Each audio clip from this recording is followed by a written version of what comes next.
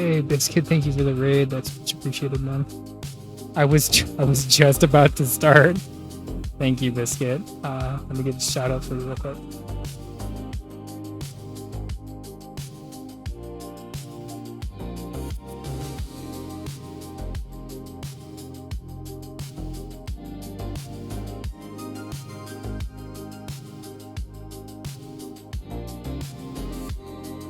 Alright. Understand if you got a raid and dash. If you want to show off what you're working on, that's cool too. Let's just get started. Well, since I got a raid, let me switch to this screen over here.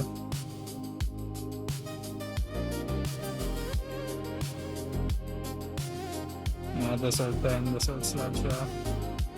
Turn the music down a little bit.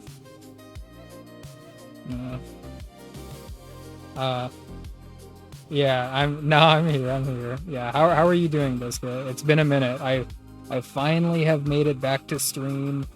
It only took me, well, it took me a little over a week to do an art stream. One second.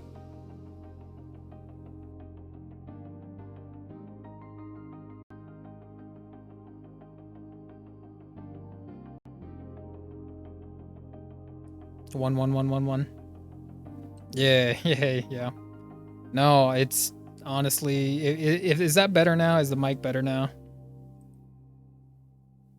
Okay, good.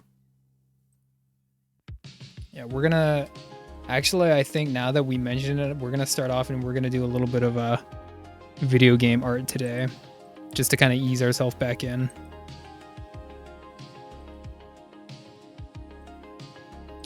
But hello, Raiders, everyone who came in with Biscuit. This is some of my old work that we're doing. Fixed. Yeah. This is some of the old stuff that we did here on stream. So, anyway, for those who don't know me, I'm Superior Spider. I do comic book art here on Twitch. Me and Biscuit are, we're like best buds. We're friends.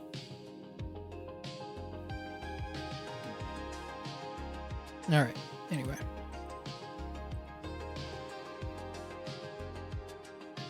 Let's use this one. Yeah, Biscuit, what we're if you want to elucidate, what were you working on? I saw you were live, and I think I may have seen what you were working on for just a second.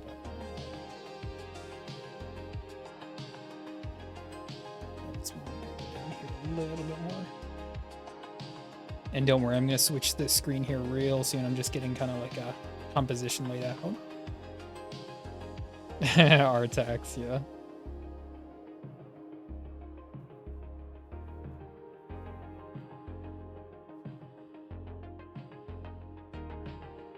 This will be kind of an interesting one. I just drew something like this not long ago for Inktober.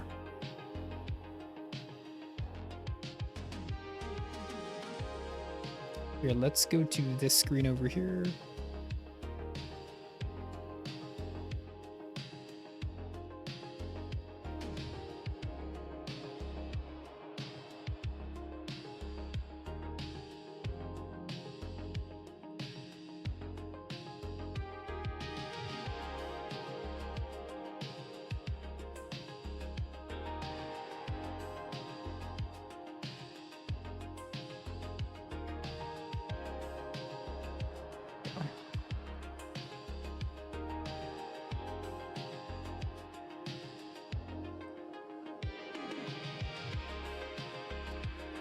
Oh, you did a Wolverine blank comic? So you did the blank cover then?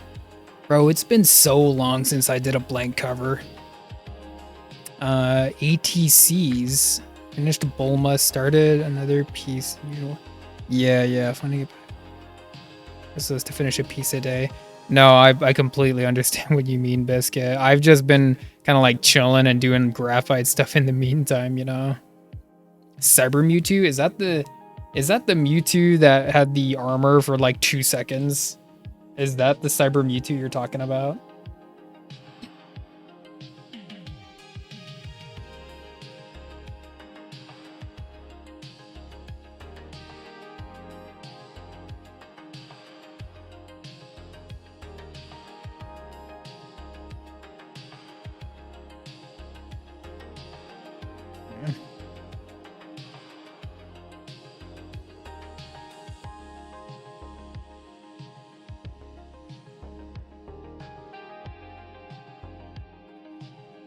Did some in the past? You mean the Inktobers? No, well, geez, I'd really have to go into the catalog to see where they are right now. But that was I think maybe I misspoke when I said that, because I've only done like certain prompts in past Inktobers. You know, I never did a full year's worth like this past year, or this year. I mean. So anyway, and even right now, see, like, usually I'd be doing some kind of inky stuff on like some Bristol paper, but right now we're just gonna do some graphite on some nice sketch paper instead, and kind of see what we come up with. So very shifting gears from Inktober, of course, and it's just been kind of nice doing that. And then of course IRL stuff gets in the way, so it's nice to finally come back to stream and do a little bit of art. 1 second.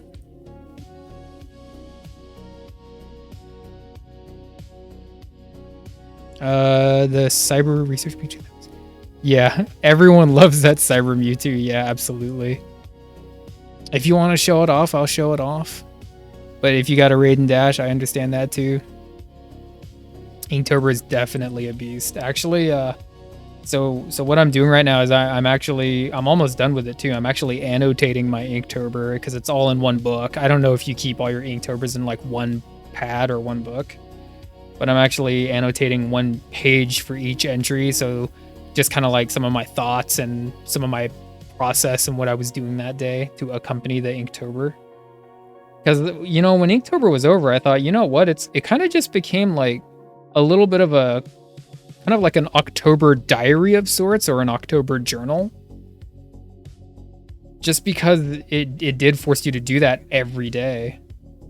And, you know, even for me, when I'm looking at my Inktober artwork, I can see there's a pitch, you know, there's like a slow start and then it builds up, and like there's definitely a kind of a rhythm that Inktober had for me. So it's kind of cool seeing all of them seeing all of them done, taking a step back and looking at the entire thing all together. Very interesting. But anyway, I'm blabbing. Thank you for banning that Terminator Donuts. Wolf, hey, what's up, man? We just started. We're just doing a little bit of video game art today. We'll see how good I can make that fun. Get some big ears.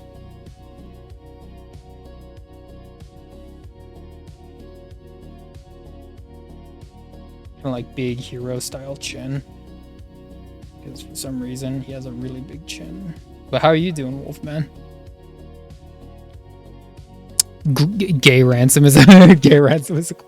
I didn't even see it. Gay Ransom. Oh, still doing Rivals. Nice. Hold on, I need my eraser. How was Rivals? I know you just said painful, but can you illuminate any further on that?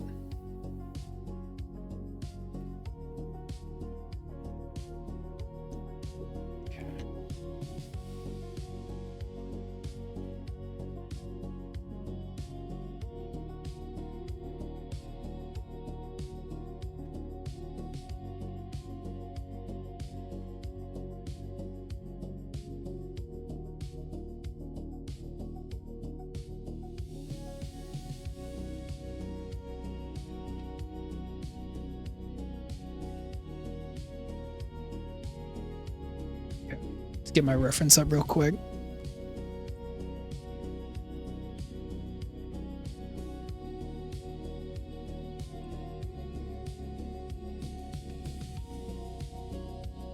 Just resting. Okay, yeah.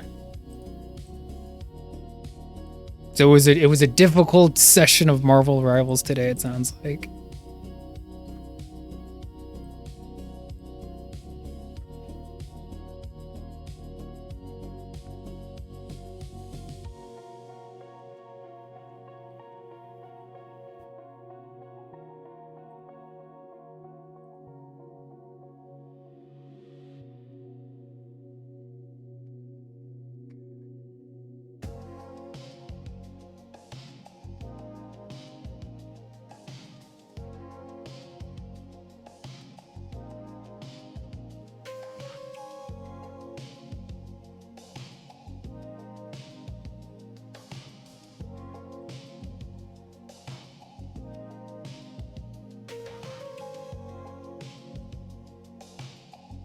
Okay.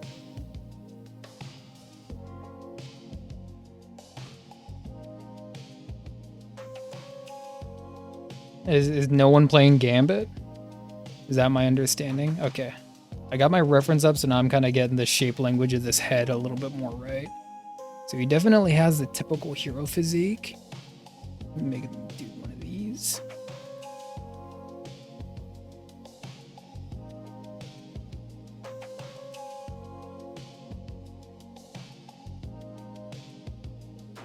Actually, you know what?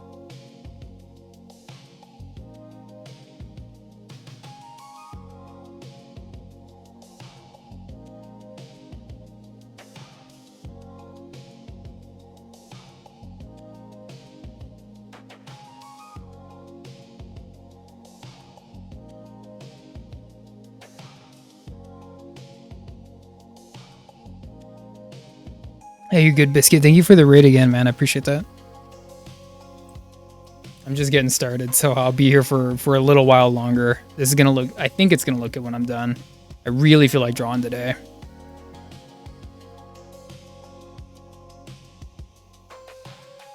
Okay, I get you, Wolf. I get you.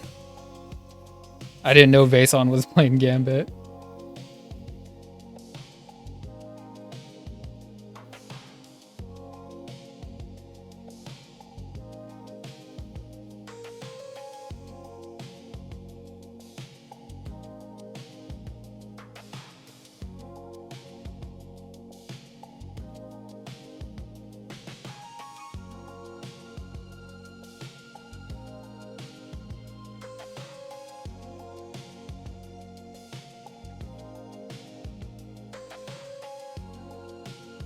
Yeah, maybe I'll post it in your Discord when it's all said and done. Okay, Biscuit.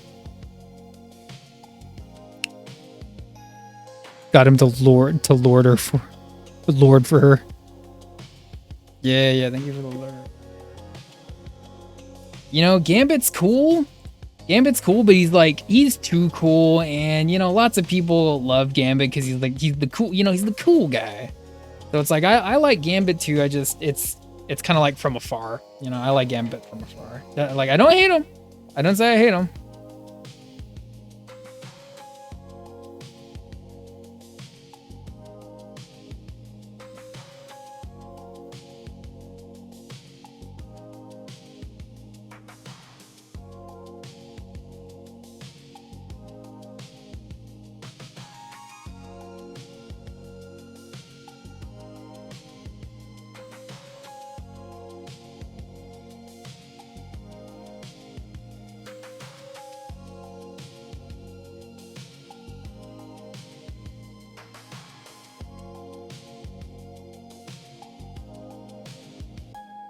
He's bald. Happy bald man. Actually, he has a lot of hair. You're gonna see it here real soon. Yeah, Biscuit.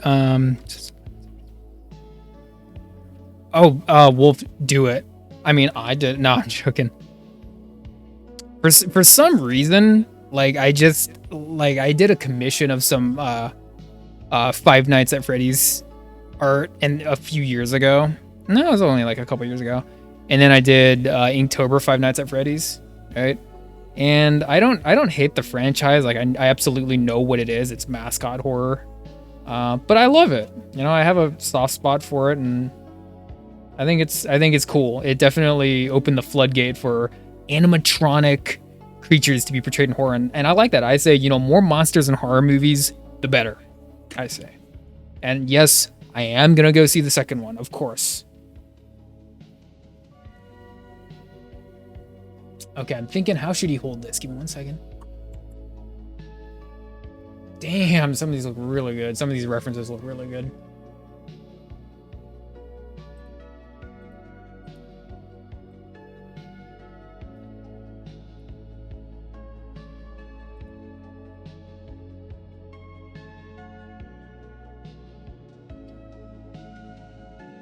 Let's say, look, she was a robot in that story. I love her. 5 newts at Freddy's. 5 nuggets at Freddy's. Into the horror genre, yeah. So she started with Five Nights and ended up at Art the Clown Terrifier. Damn, that's quite the leap. That's quite the leap. Okay, what we're gonna do is we're gonna do kind of like, I think maybe we'll do it like a chest out like this. And then, yeah, very interesting.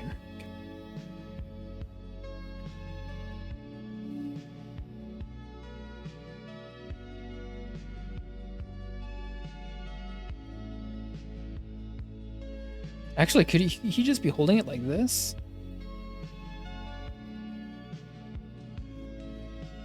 Oh, no. I know. He'll be kind of typical. It'll be slung over his shoulder. I think I got it now. I think I got it now, people.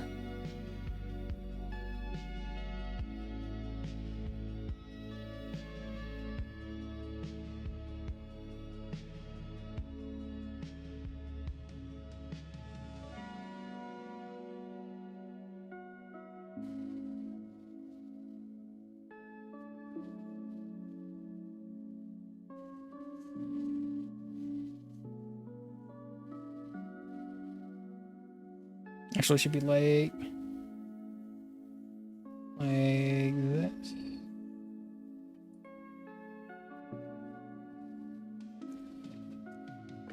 She loved it.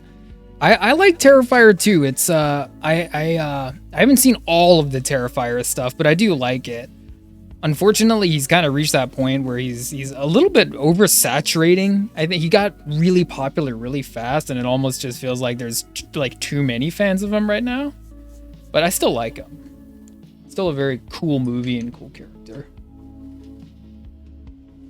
But if you so you said you're going to do your OC, but like like an animatronic version of your OC in like Five Nights style? Is that what you're planning on doing, Wolf?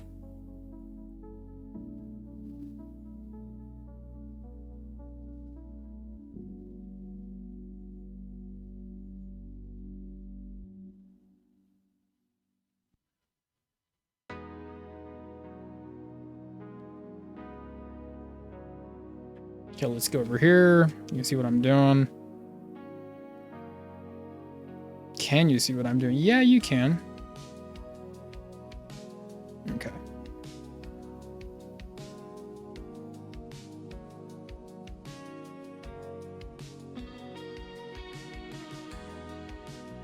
FNAF OC sounds baller. Yeah, I was just asking if that's what you're gonna do, your OC in the animatronic Five Nights style. Is that your plan?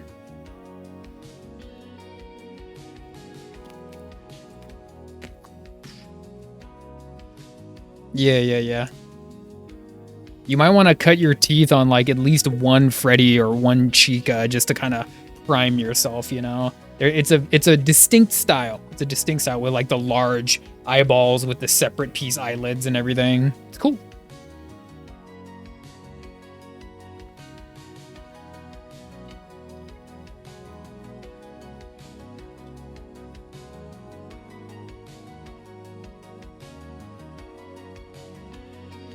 Okay. This guy. Let's see if we can draw this hair right. This guy has pretty ridiculous hair.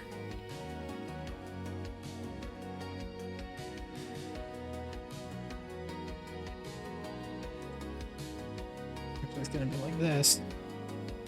So the thing with it is that it's kind of like anime style hair. Hold on, I'll move it up here. It's kind of like anime style, you could say, because it's like so exaggerated, but we're gonna kind of rein it back into reality just a little bit, just to keep things like a little bit real style, but it's still gonna be visually distinct, so it's not gonna be quite as like crazy as he looks in the video game.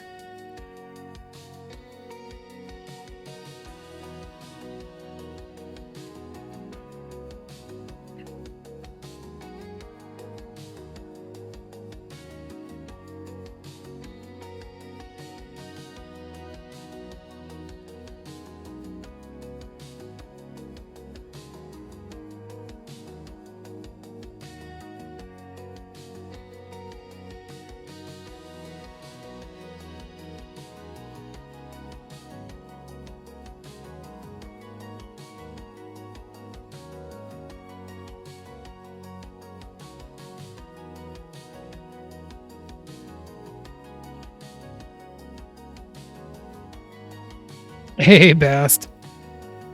Nair will fix that hair. Yeah. No, this guy got like way too much hair for that shit. Bast, how are you doing? What are you doing?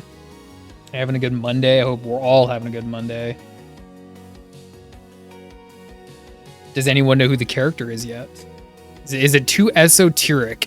Is there just not enough picture there to really discern who it is, right? It's not enough there. We're getting there, don't worry.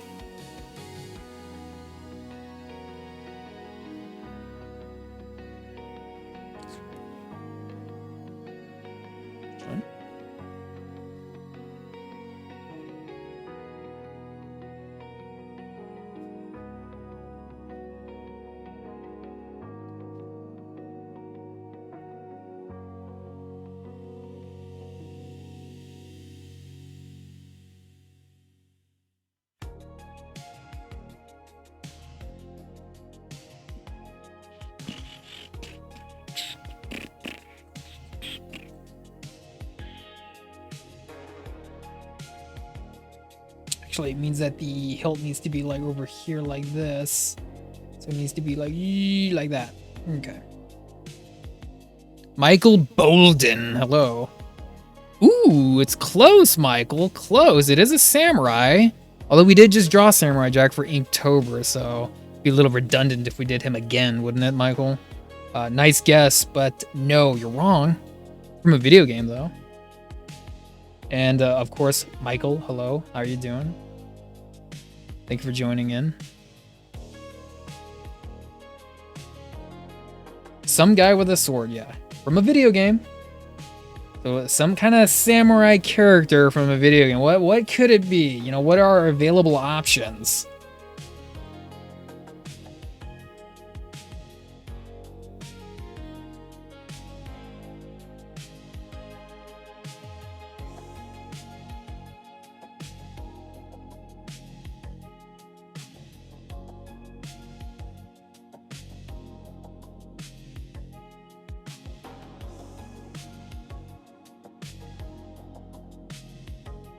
Happy Monday to everyone. Happy Monday to everyone. Yeah.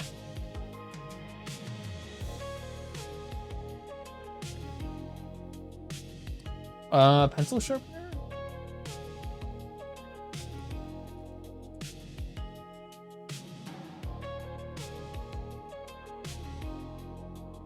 A billion possibilities, yeah.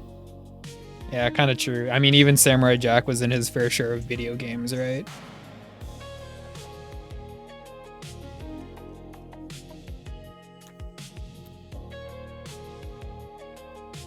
Okay, so if this is down here, then it means we gotta...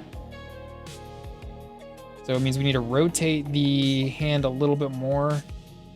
You can see a little bit more of that dorsal side of the hand, like this. He's gonna be down here. Forgive the mess, everyone.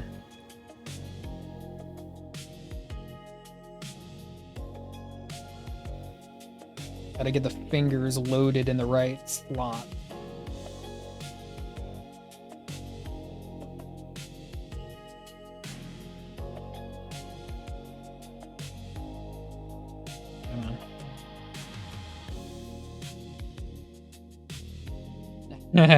He got an ad wolf thing. Sorry, man.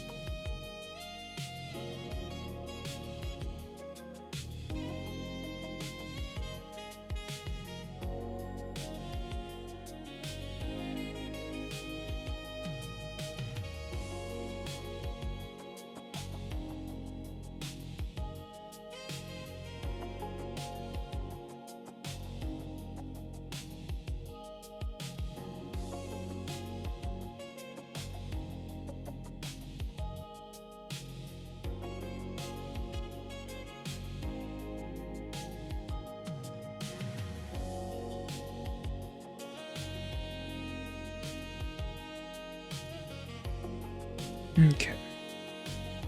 Do a little bit of chest area. Make sure all the proportions are in the right spot. A little bit of this.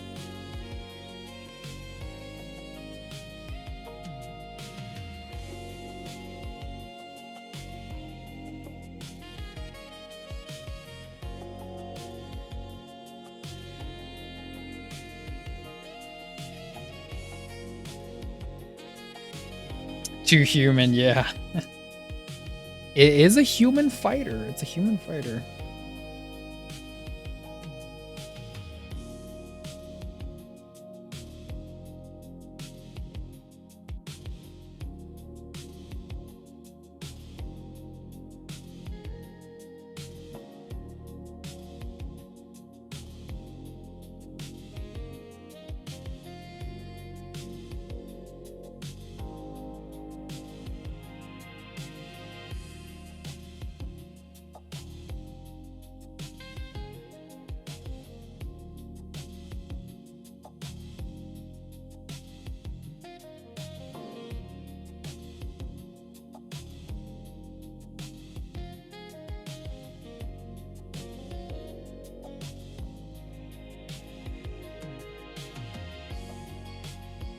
Just so fun to just go so, like, just ridiculously huge with his hair.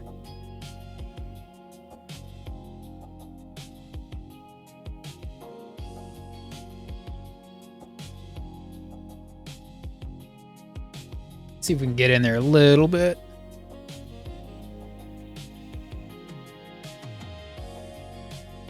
Let's use one of my favorite pencils right over here.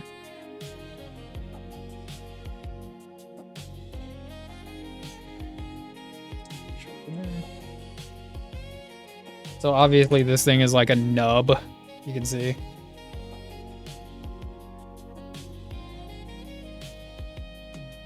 And I don't know if you can kind of tell, like right in here, like this is how big the actual pencil is at this point. And it won't fit into a sharpener, so you gotta do it this way.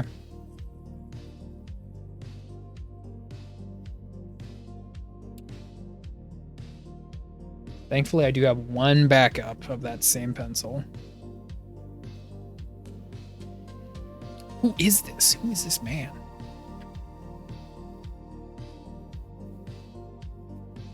Maybe we'll change the mouth shape a little bit.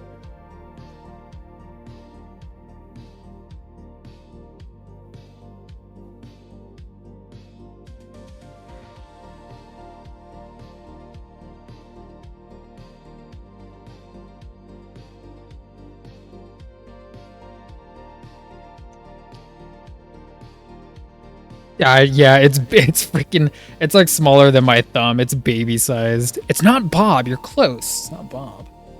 Not Bob.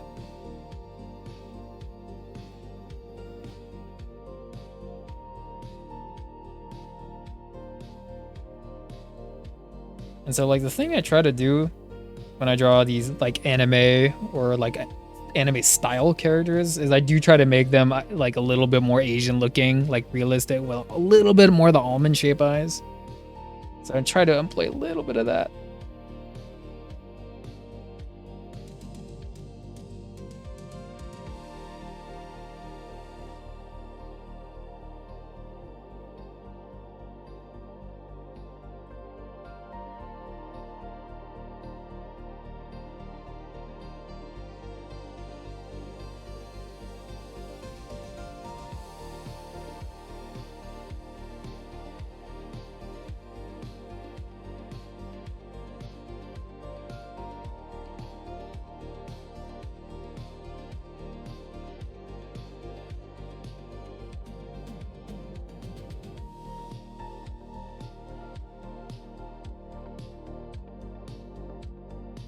Too wide.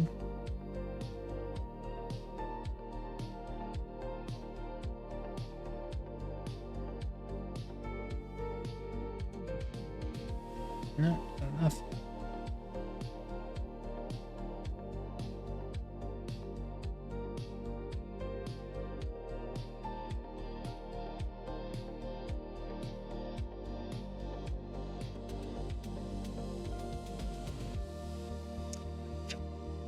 Looks like a fell.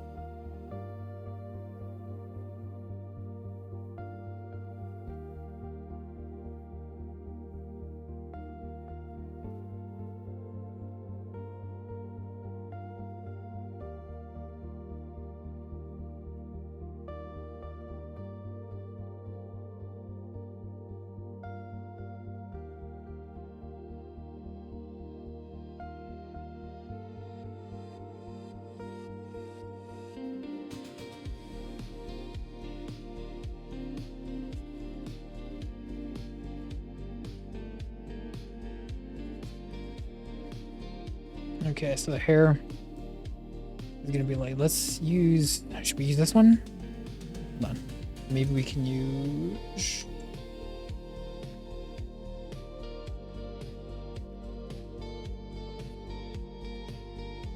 I mean, we could even use maybe this one.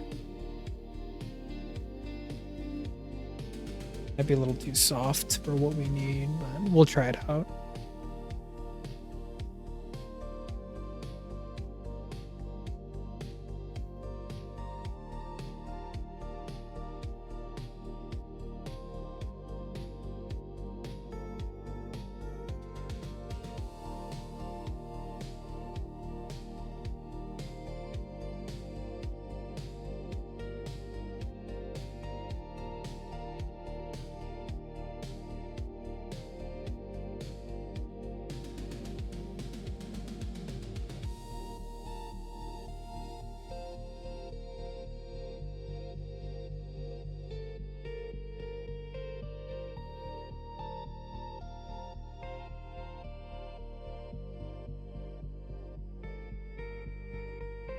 How crazy can we make his hair?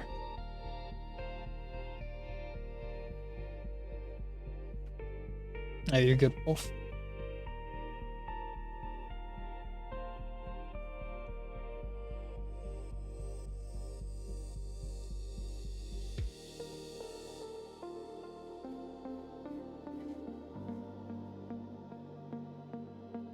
Oh, let's switch up the music. I think what we got, we're slowing down with the music. Hold on.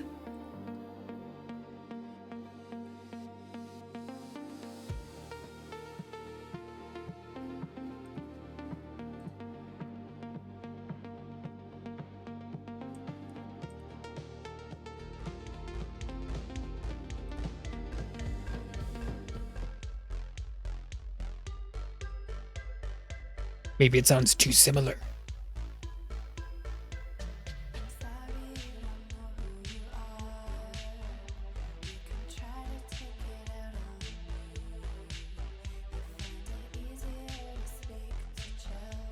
Burp, burp, burp. Not for music.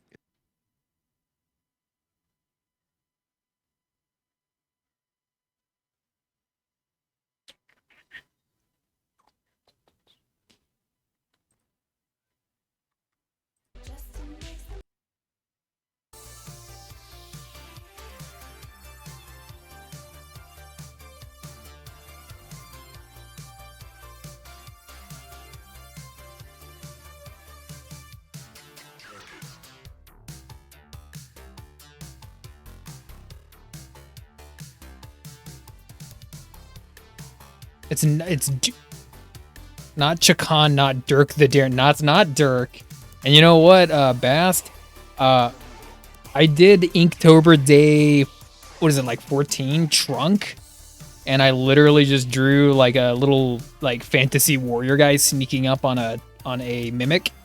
And that's exactly what I was thinking of, because I didn't know what else to do for that day. Other than a mimic, and I think everyone was drawing a mimic for Trunk. So I thought like, I'll just, whip up something, and he ended up looking a little bit, like Dragon's Lair, which is cool in its own way, but not what I was trying to draw, but it's one of those things where it just became kind of more Dragon's Lair-ian,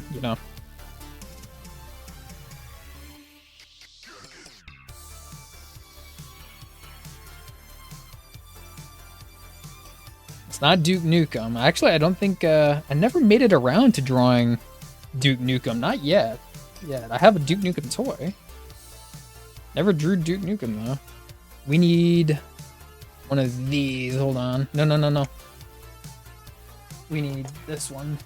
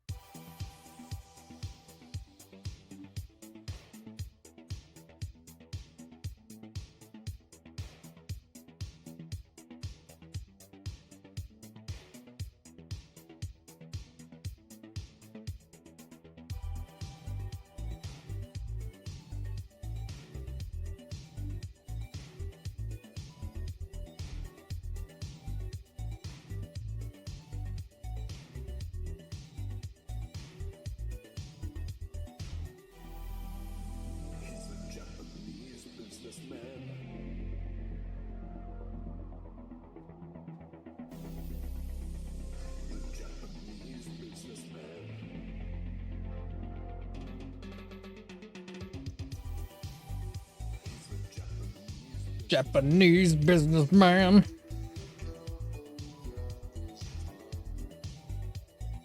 Japanese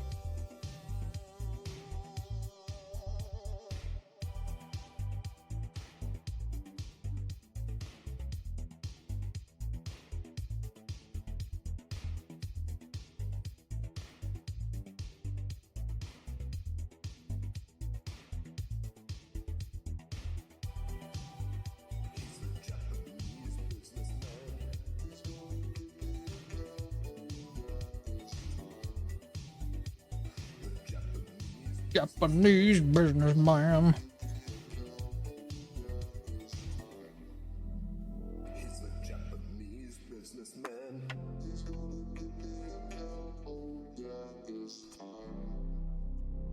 The Japanese businessman.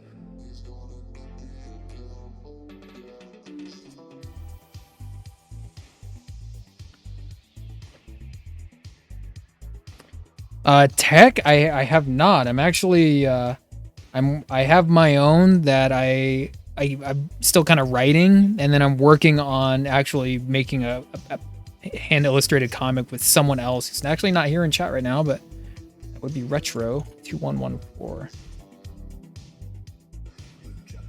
Is that your game, Tech? Are you trying to get into the comic side of things? Because that's my goal. That's what I would love to do, is make my own comic book. I just haven't made my way around to it yet. I was kind of like more enamored and focused on like doing the con scene, but I think I'm probably ready to just like jump in and, you know, do my own comic now at this point. But I'm sorry I don't have a better answer for you, Tech. And hello, welcome in, man. Good news for me is that if I do the comic, I'm not gonna spend anything on art or writing, right? Because I'll be doing that all by myself. Give him some big ears.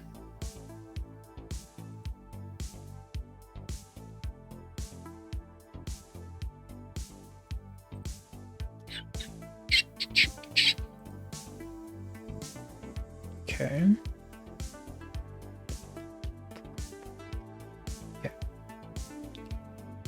Yeah, we'll give him big ears.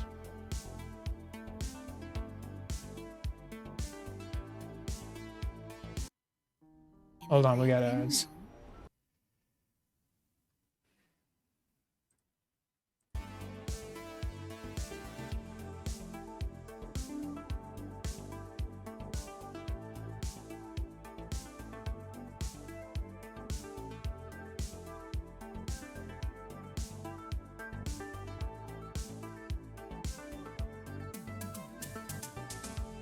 Oh, what actual like professional comic work I've done? Well, thank you for the compliment. Sadly, the answer as far as professional stuff is nil. I used to go to a lot more cons and do commissions and stuff like that, but not my own actual comic. But yeah, thank you for the recognition anyway. I will tell you this, because I've you know kind of dipped my big toe into it. Doing sequential art for a written page, for a storyboarded page, is completely different than doing this kind of art right here, like character prints and stuff like that. Trying to tell a story with that kind of art, that's when things get a little bit more like tough, if you ask me. You know, the storytelling part is a little bit hard to translate into the visual medium.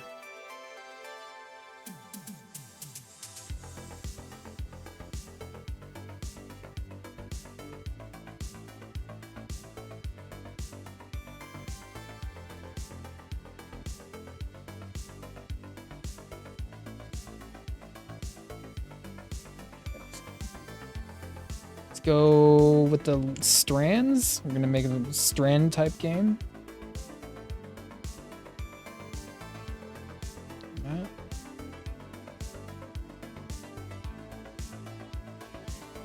Some hair strands like this. Very messy. He's supposed to be kind of a messy looking guy anyway, though.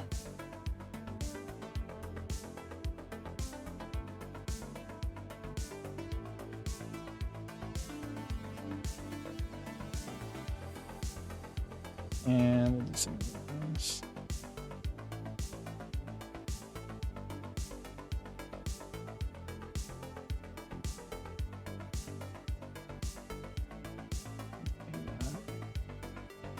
You can definitely see like where the hair is coming like this, and then we'll do some of this.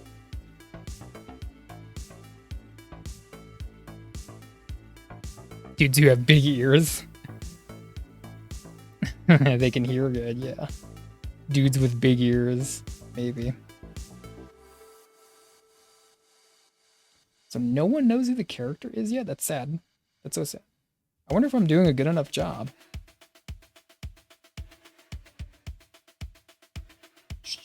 One of these.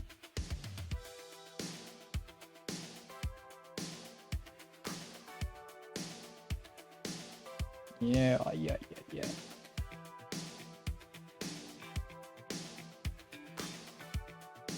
Hair. We have to get a little bit crazy with the hair. Crazy hairdo. Hey, Richard Outro, what is going on?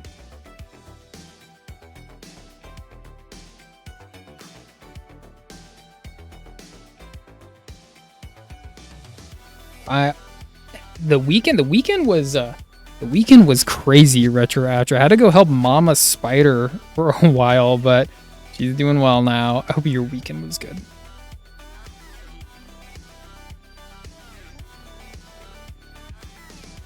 COVID and you forgot about it? Oh, well, as long as you have your notebooks, right? As long as you have your master copy notebooks, you can always come back to it, right? And you know what?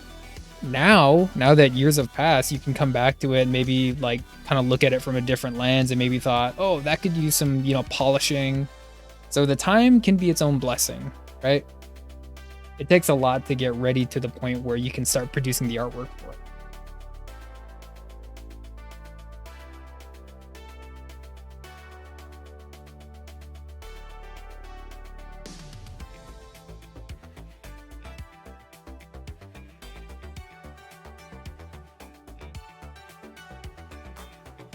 Gotta get kind of the general shape of how the hair is gonna fall on him. So a lot of it's gonna be like, we're just gonna darken this part out just for posterity right now, so we know what we're working with. And then we'll slowly get the rest of the hair in, because he just has so much of it.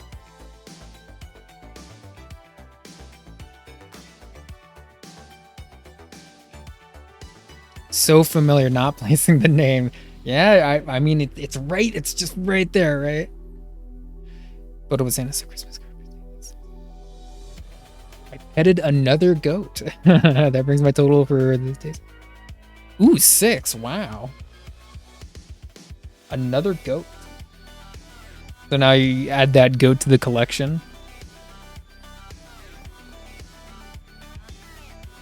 It sounds like you had maybe the most fun weekend of everyone here, huh? And you're getting the Christmas photos all, set up and did, so you're taking care of business and you're having fun.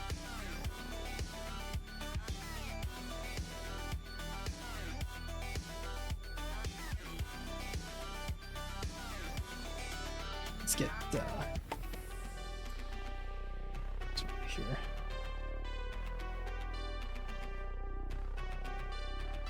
Okay.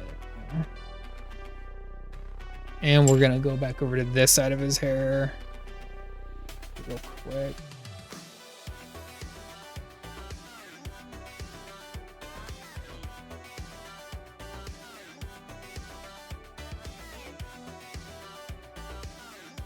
I think maybe we can do a little bit of this actually. Hold on.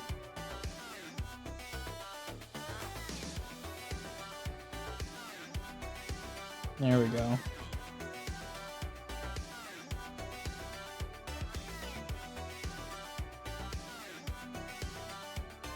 There we go. That's a ticket.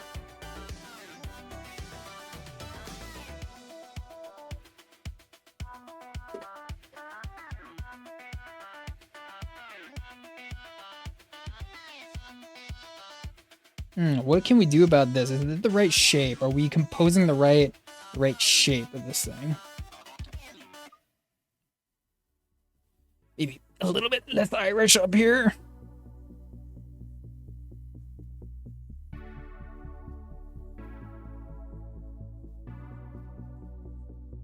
And then we can subtract a little bit over here. Like that. Yeah, there we go. Interesting shape. Interesting shape.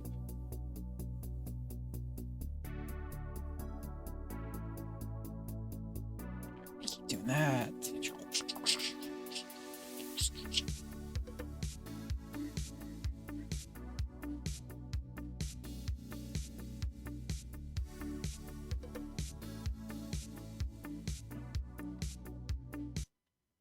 Hold on.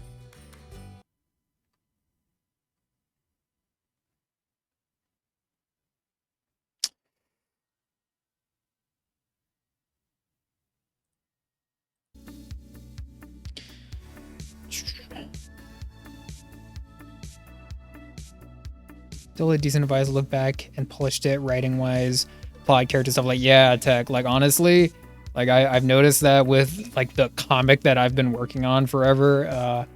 It's changed so much since the initial days of just like coming up with it, and it's gone through different like ideas and tonal shifts and everything. So the time is its blessing in its own kind of way, you know. And as far as not being an artist, like you don't have to be an artist to do comic stuff, but I mean you could storyboard. Storyboarding's, anyone could do that. I think you could do a webtoon. Thing with webtoon though is that they're really hard to monetize, so you're not going to be making a whole lot of money on webtoon or Tapas. Kids, but they're way more intense than in my 20s, but your mileage may vary. Yeah. Well, now you probably got a whole bunch of like Christmas movies coming out now that you can go see now with the kids, huh? Like Elf or Grinch or Christmas Story or all this good stuff. 6 goat encounters. 6 goat encounters.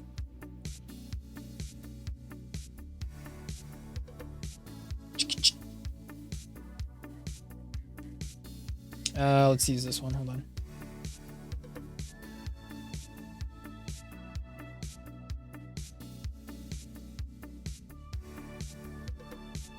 I'm sorry, Wolf. There's a mess. Sorry, Wolf. It's getting messy in here, man.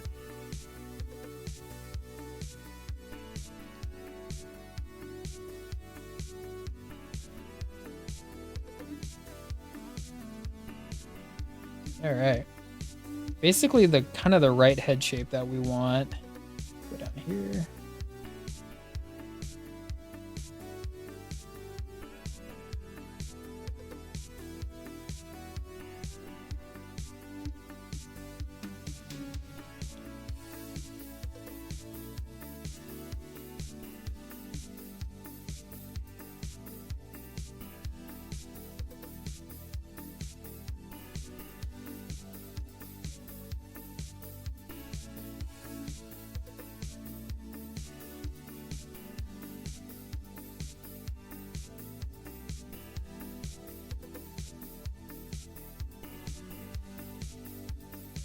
on Jughead and Squirrel. I didn't know Ryan North was doing Jughead, but I do know he was doing Squirrel Girl. I didn't know he was even illustrating dinosaur comics. I don't even know that one. What trouble did he get into? Oh, so I'm gonna do probably one of these.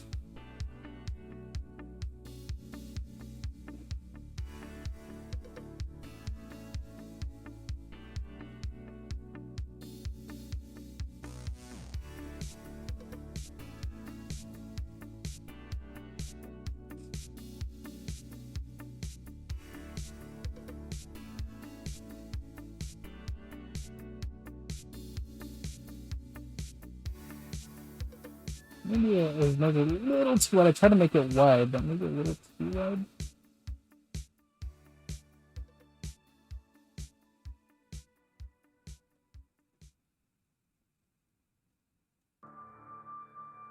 One second.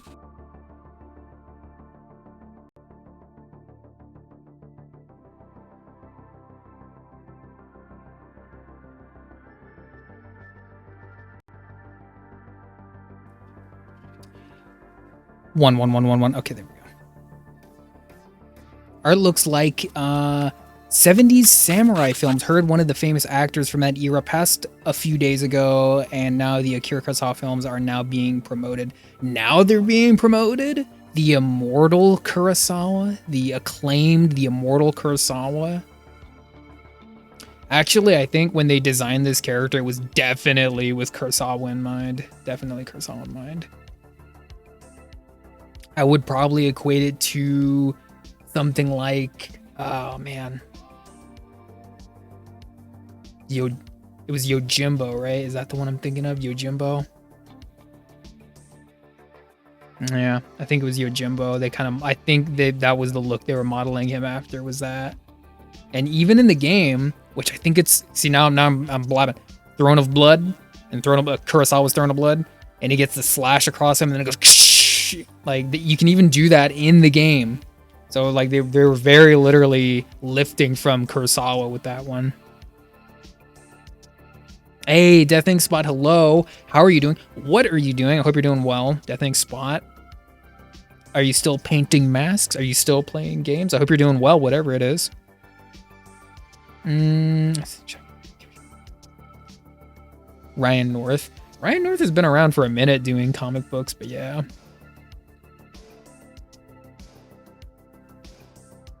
Yeah, Jim, but yeah, you're good, Tech. Yeah, we're doing all right. We're just coming back to some art finally. Finally come back to some art. Usagi Yojimbo is the Rabbit Warrior. That's right, yeah. You know, Bast, you know. Nasty Basti. The goat hot spots. Retro Outro was like, I know all the good goat spots. Goat spots. Okay.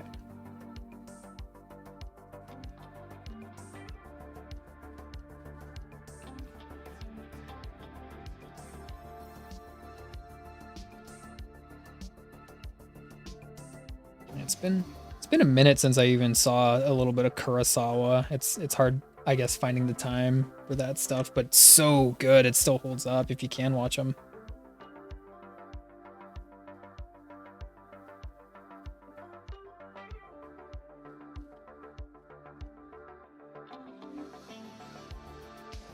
All right, let's do a little bit more of the, well, let's do a little bit more of just kind of everything. We'll start with the sword.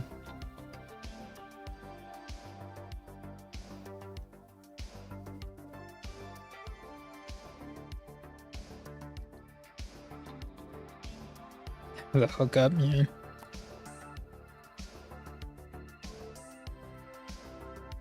Deathink Spot, I don't know if you're back, but have you been slowing down on the art stuff? Have you been slowing down on that?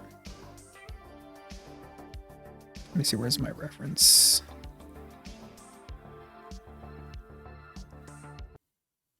No time with Braun. Let's get down here.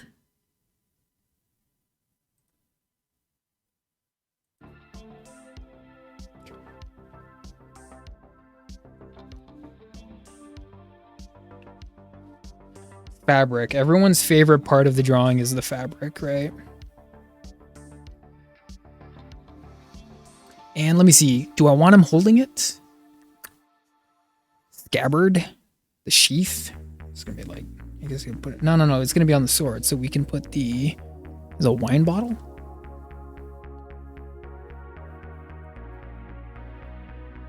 Actually, it's on a rope. So we got to figure out what we're going to do with the other side of the arm. Death Ink Spot, what are you going to be working on? Are you working on something? Are you going to be working on more cool stuff? More like tattoo art, more dark art, fantasy art? What are you going to be wearing? It's going to be so cool. It's going to be so cool.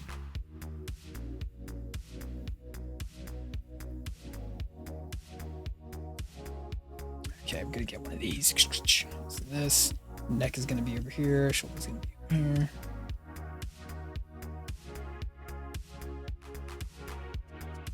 Actually, how about just something simple? You know, we'll do this. We'll do this.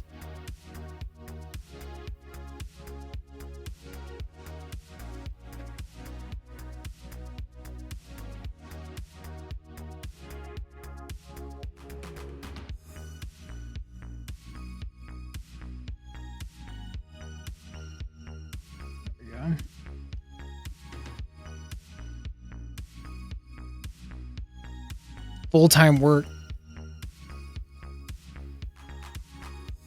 Oh, that's so sweet of you, Death Ink Spot. Making an evil clown, an evil demented clown for her secret Santa gift. Does it get any more Death Ink Spot? Okay, we're gonna do something kind of like a, I don't want to ape the technique, but something really fun that I saw another artist do in a comic book actually was kind of make these like proportions like a little bubbly, and then we're gonna make the joints really small. So we're gonna see if we can replicate a little bit of that just to exaggerate some of the muscles that's there. Hey, Biscuit got it. He got it. He knows what's up. Samurai Showdown. Hey, you're good, Donuts. Have fun shopping.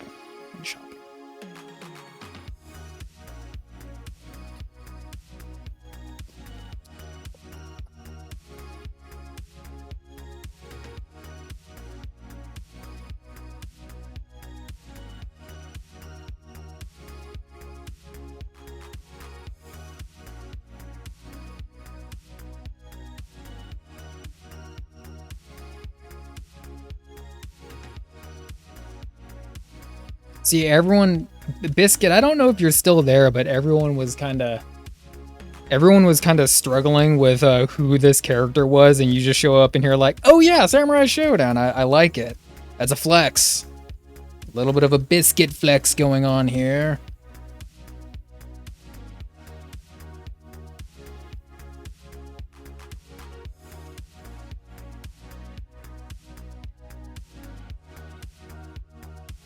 You're good. You're good, Biscuit. Yeah. Thanks, man. See, you remember, you know what's up, Biscuit. You're an OG. You come in to hang out and you remember shit. Hey, what up, Wolf?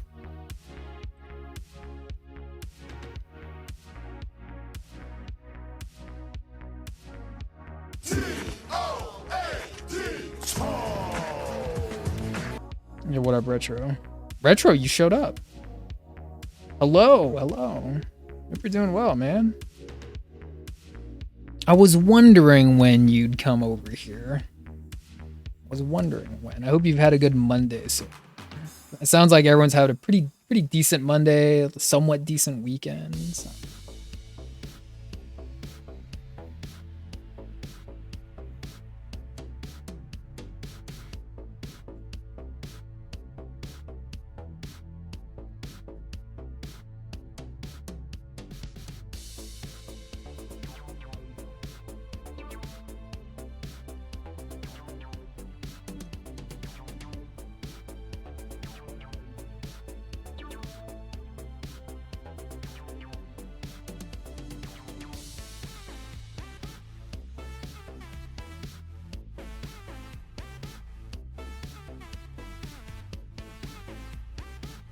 Gotta do some shopping. You also have to do shopping. Deathing Spot, have a good time shopping, okay?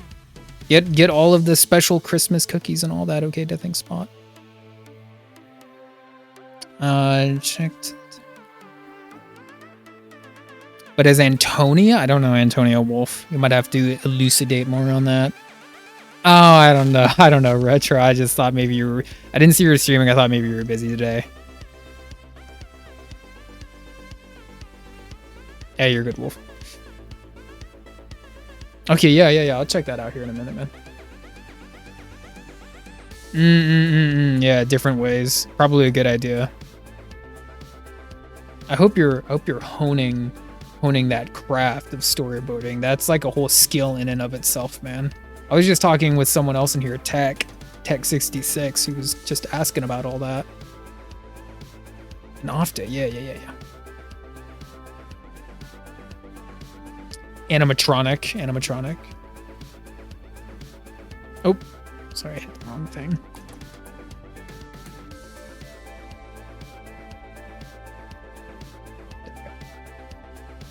I thought that was gonna crash the computer.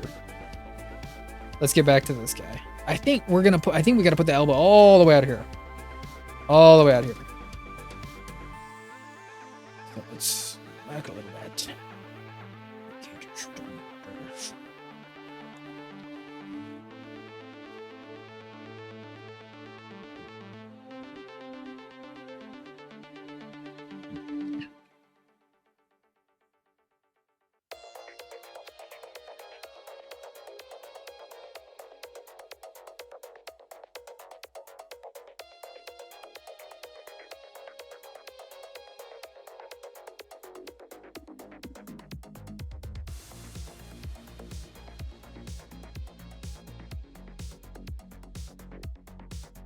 And he got some wrist wraps.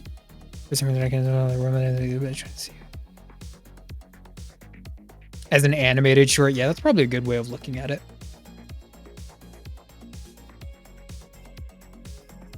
In Planet Zoo, I think Retro's been doing a little bit more.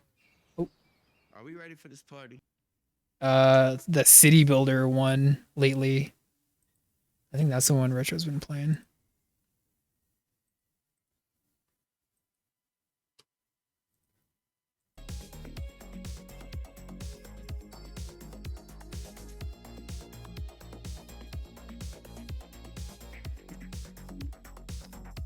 City Skylines, yeah.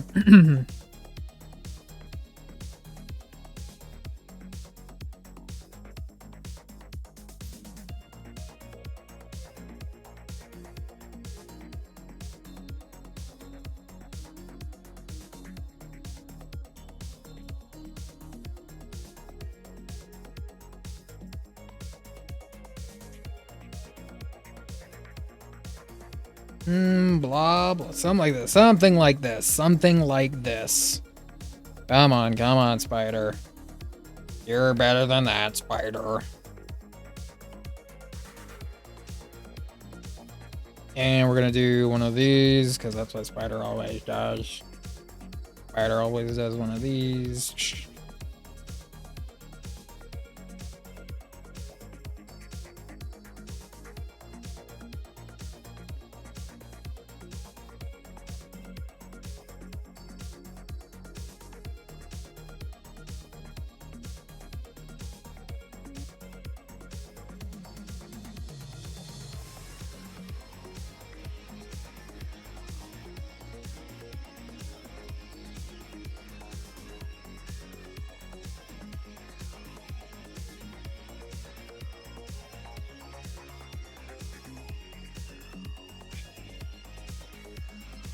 Yeah.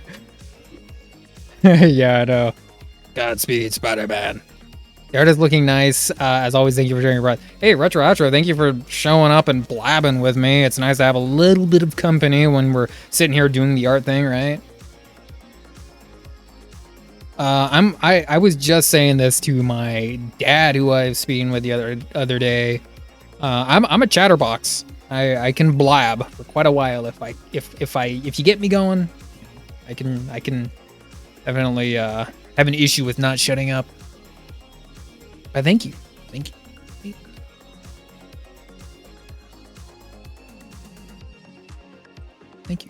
Thank you. Thank you. Yes. Yes. Yes. Okay. He's getting there. He's getting there. We're going to move the paper up a little bit. Do you want me to throw up the image of the character? Should I do that? I should probably do that real quick. Throw up an image of the character so you know who I'm drawing. Biscuit already said Samurai Showdown. It's Samurai Showdown. Samurai Showdown.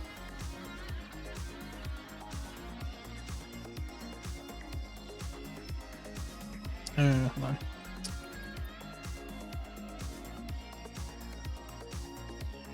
Samurai Showdown. Samurai Showdown. The vaunted Samurai Showdown.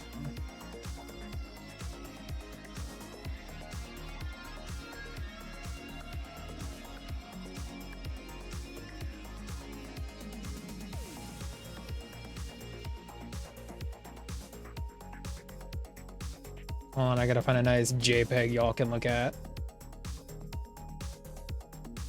Because there's so much art of the character.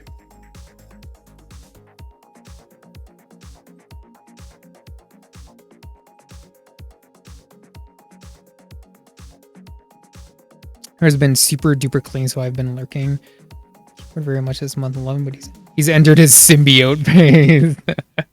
Super clingy. But he doesn't give you any cool like superpowers to go with it. He just tires you out, right, Retro?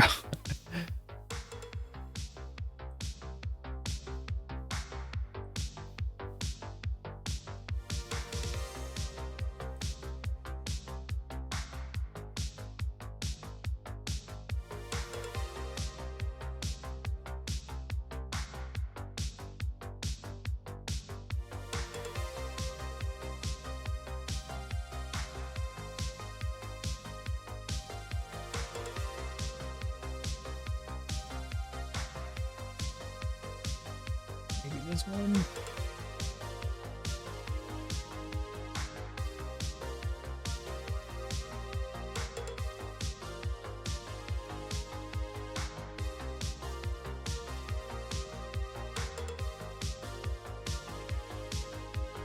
Okay, here we go. I got a. It's kind of a crappy JPEG. Hold on. No, it's not.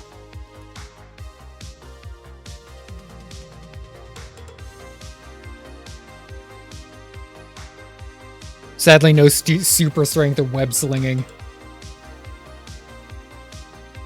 But he makes you laugh, right? So that's pretty key. That's key. He makes you laugh because he doesn't know how to do anything. Or kids say the darndest things, right? Is it one of those? He has a very witty sense of humor about him.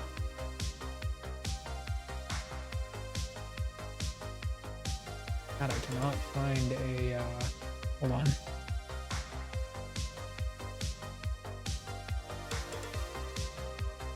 I cannot find a JPEG of Haohmaru anywhere.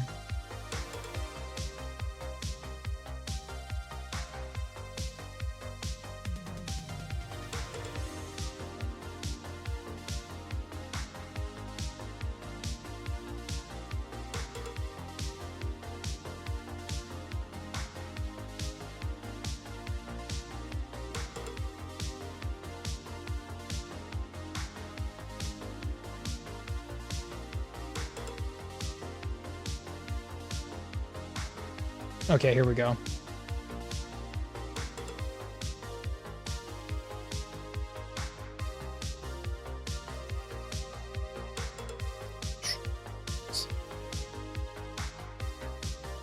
Okay, let's put the slideshow. We can put the slideshow away for now. Take that out.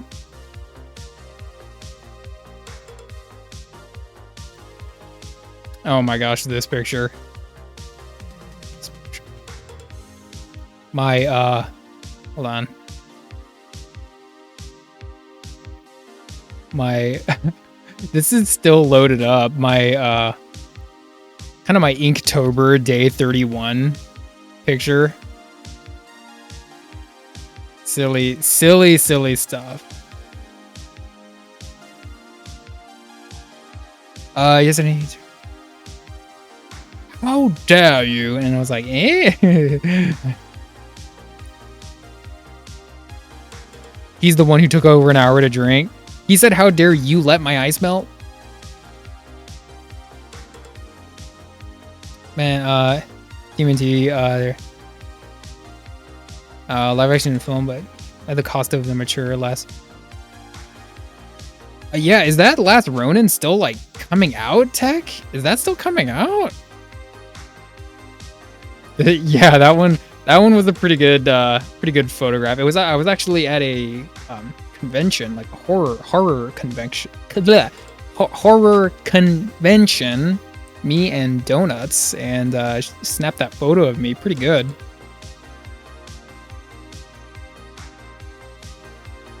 Yeah, when's that Last Ronin coming out? I've been talking about that for a minute. Okay, anyway.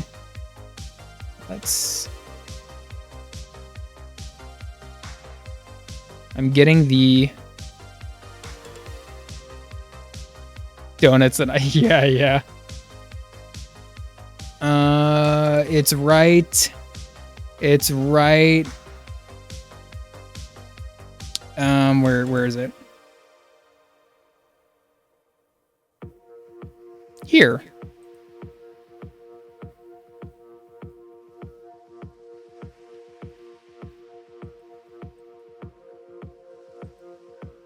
Hold on. Oh, he's tiny.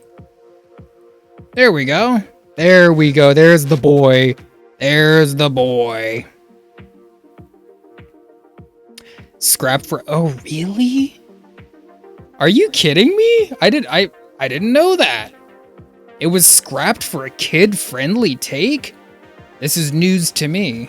This is most foreboding. I didn't know that. Huh.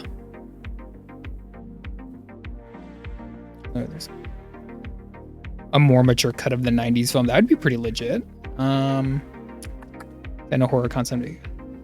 Enjoy art and gonna lurk until monitor. Hey, Retro, thank you for chatting. Thank you for, doing all that you do, revealing all these things that your kid says to you. Make sure that his ice doesn't melt so quick next time, okay? You got to get on that ice frosting duty, right? That's that guy right there. That's Haohmaru. Haohmaru from Samurai Shodown. That's who we're drawing. Haohmaru. Where's my? I don't have my water with me. All I got is my not sponsored, my Snapple right over here. So thank you for that, Wolf.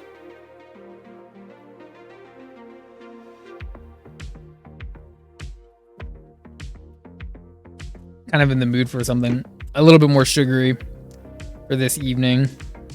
And let me make sure this is up.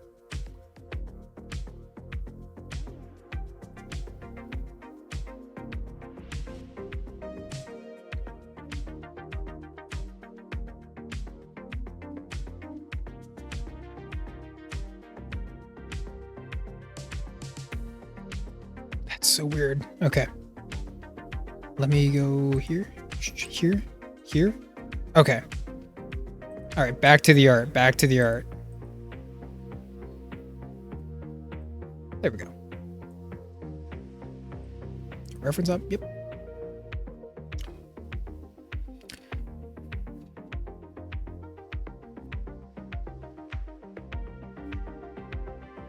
Yeah, you never know. I thought I love all the Sonic films. I think they're great fun. And were they originally meant to be like super kiddie? I think so. But yeah, thankfully, they actually like kind of listened to the fans a little bit more with that one, the Sonic movies.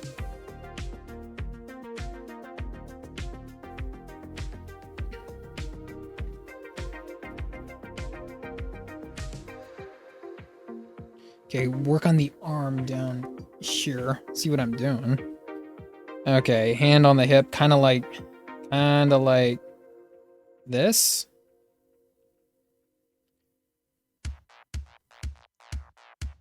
And you know what he can do?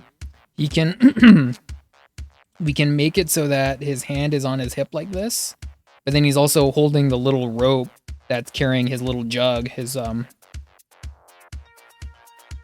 wine bottle. It does look like he carries it on a rope. 1 second.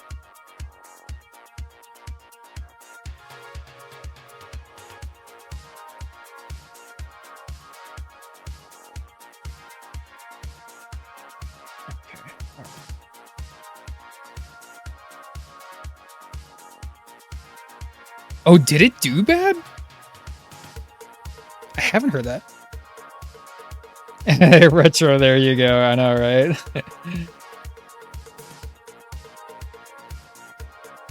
We'll just like very, very lightly draw the wine bottle down here. I didn't know it did that bad. Why did it do that bad, Wolf? What is the reason for that? Is the player base left? That can't be right.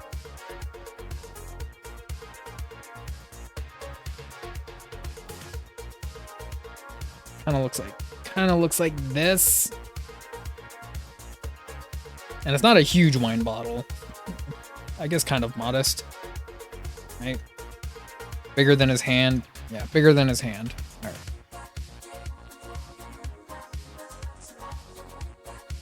And then what we can do over here, we'll put the little rope here, and we're gonna make it so that it's kind of like this.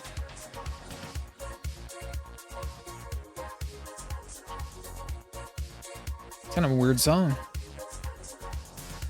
Very lazy development. Yeah. Lazy. So you're saying that they basically just like they shat out the product to get it to shelves as soon as possible, and it was just bad. Officially the worst. Wow, the worst one ever. Ooh.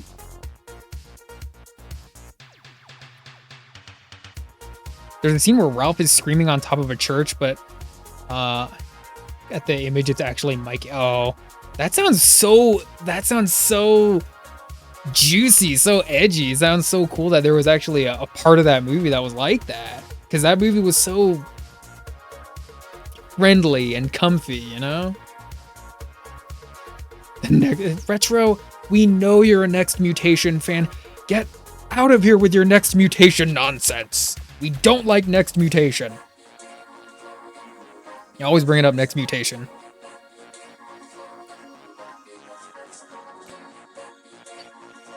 You know what I kind of have detected a little bit more as far as like turtle power lately is I've detected that there's a little bit, they're getting a little bit of the Transformers virus, where everyone in Transformers kind of like hates the other and I use the word lightly, but like there's a lot of G1 fans that don't like anything else. There's lots of G2 fans that say G2's better, and you know there's lots of people that still hate Beast Machines and all this kind of stuff. So there's a little bit more of a competition going on in Transformers, and I think right now with Turtles, I don't know if I'm right, but it seems like maybe there's a little bit more competition with Turtles now these days too, because we got Rise of TMNT, we got Mutant Mayhem, and there's just at this point so many different incarnations of Turtle right now. I feel like there's a little bit more of a discourse going on about like who's better, you know. Although I may be wrong about that. That's just kind of my read on it currently. I hope I'm wrong.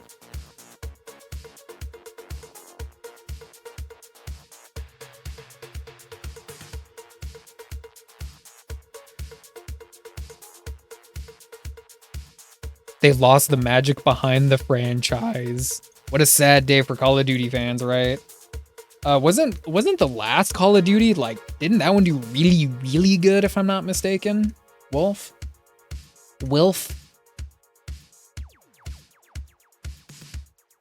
Each turtle would Reef and Lost, but that scene was repurposed.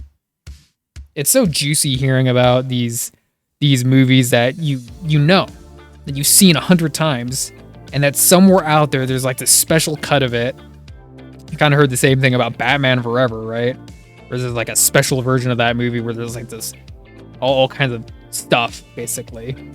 And it sounds so interesting, you know, a movie that you've seen so many times, all this extra movie you've never seen, and now Turtles is one of them, I guess. I didn't know there was that much they took away from Turtles. Probably made the actors sad too. Like, oh, that was my big My big screaming on top of the church moment. That was supposed to be like my moment.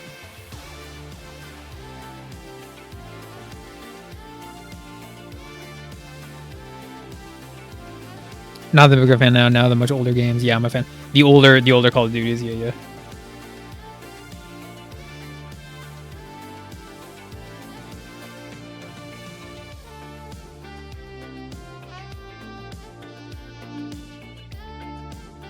Let's see, get this arm right. Okay, let's do a little bit of the little hand right here. Do a little bit of the wraps. Yeah, he does have the wraps like this.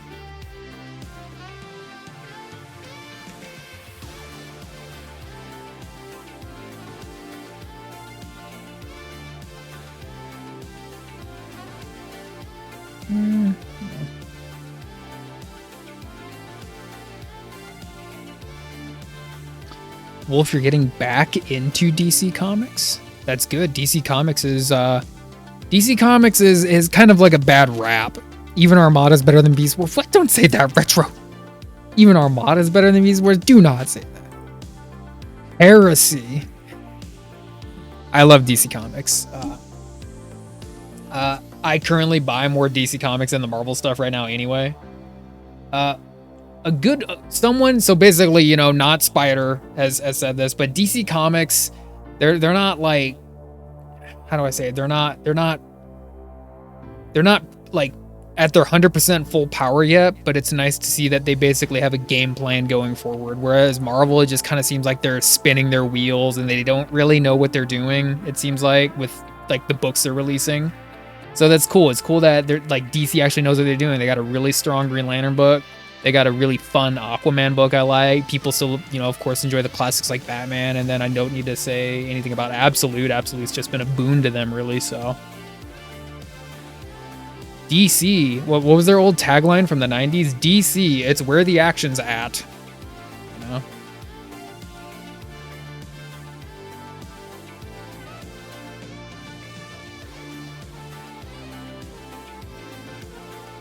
Didn't know much about Carmichaels or anything.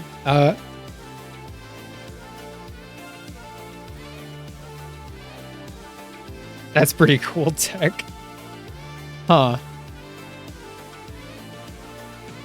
Currently buy more Image than DC or Marvel. I would have to really like take stock of which Image comics I'm buying, but I am buying a lot more Image comics these days, which is kind of shocking because like probably 5 or even like 10 years ago, they weren't putting anything good out. They weren't putting anything good out for me. And then they got all these basically old school writers that, you know, wanted to actually own the things they were making, writing at Image, and now they have Kirkman and doing all the Kirkman stuff, and so Image is kicking lots of ass too. They're completely undeniable. Image is kicking lots of ass too. And it's you know what? You know what a lot of it has to do with? When a child hold is in on. the hospital, visitors come to say hello. So a lot of it has to do with who they got to write. They got some really nice talent over there, but I think a lot of it has to do with they finally came back to doing like more hero and sci-fi oriented books, and you know they've been doing Saga and like Black Science for years and years. I know they've been doing science fiction and shit like that for years. I'm just saying now that they've been doing a lot more superhero type things, and it's brought in a lot of, you know, readership who used to be reading Marvel and DC. Massive Verse with like Radiant Black and Kyle Higgins, that kind of stuff too. Very, very popular. I'm gonna do one of these.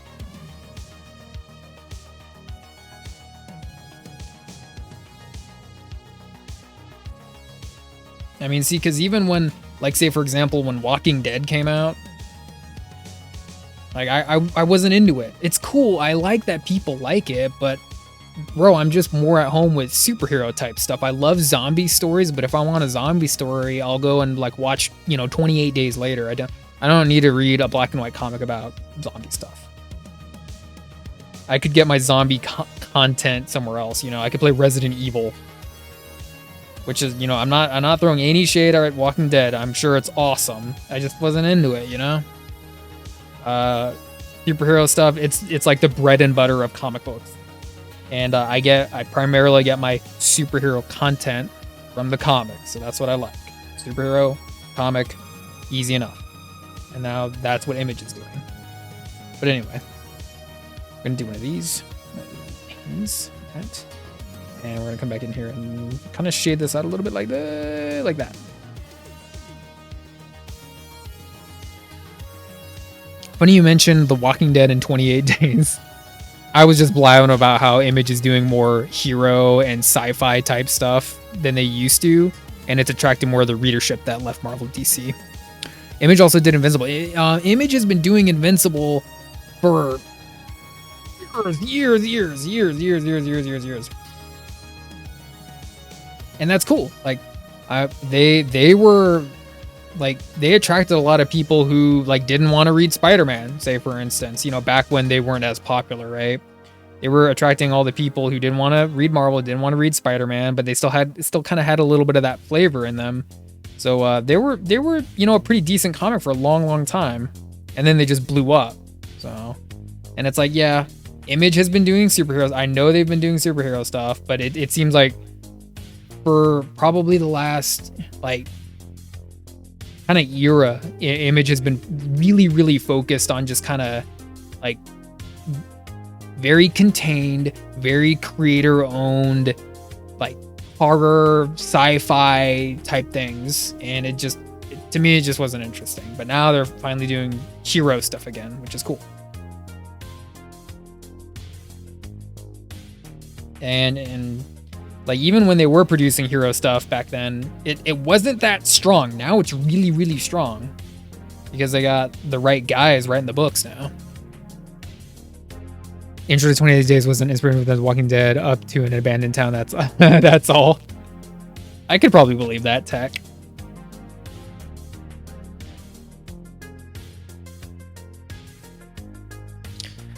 But for DC Comics, I took the chance to. Batman's cool. I mean, I love him. He's like definitely like oversaturated the market at this point, but I like Batman. I mean, it's kind of like one of those things where like, does anyone like really absolutely hate Batman? He's just such a popular character. I like Superman more, obviously, but see the thing with Batman, the thing is that there's too much lore to him, I think, at this point. Like his plot armor is too thick. Joker's plot armor is too thick. There's just like too much Bat family members, you know. There's just so much to Batman. His continuity is like this like behemoth just like buckling underneath its own weight because there's so much to him now. It's kind of silly. And really, it's like, what is the character? The character is basically like a pulp detective character. I don't need to see Batman, like, I don't need to see Batman figuring out ways how to kill Darkseid. You know, like it's stupid. Like I don't think that's I don't read Batman for that. But people love their Batman. So, who am I? Who am I to say these things? I think the character works a lot better in a more noir detective environment, you know?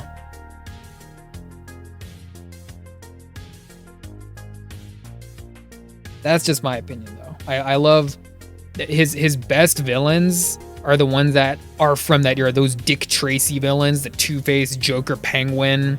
You know, like you got a little bit of like Riddler, Ivy, some, you know, Scarecrow's another one. It's like those like mainstay villains. Those are holdovers from the old like Dick Tracy era, and that's where I think they work the best. They don't like Joker doesn't need to be this like cosmic dragon entity. That's just stupid. He's just a psychopath that kills people because he thinks it's funny. It's very simple. Very simple.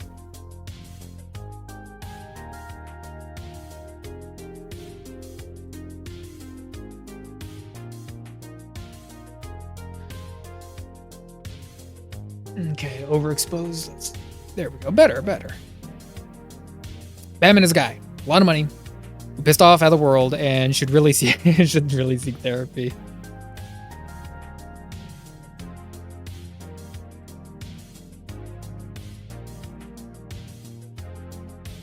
Like I kind of don't like the whole thing where they took him against Darkseid. Batman versus Darkseid, right? Batman versus Dark. Pretty ridiculous. I just don't. I don't need to see Batman fighting Darkseid. I just think it's kind of stupid. The Batman comics I do get are a lot more contained, a lot more like old school, if you will. I mean, if y'all like seeing Batman fight Darkseid, those comics exist. Knock yourself out. I don't really care about him fighting Darkseid. He's a guy with lots of money. He doesn't need to be fighting space gods.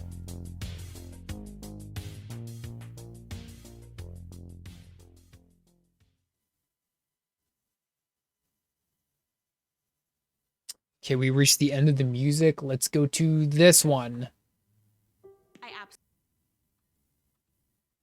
Fight villains that are meant for him, yeah.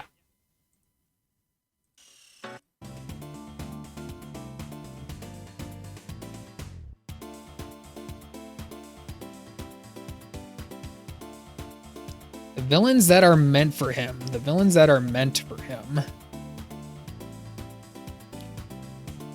You mean like Firefly? I just drew Firefly. Where's... Hold on.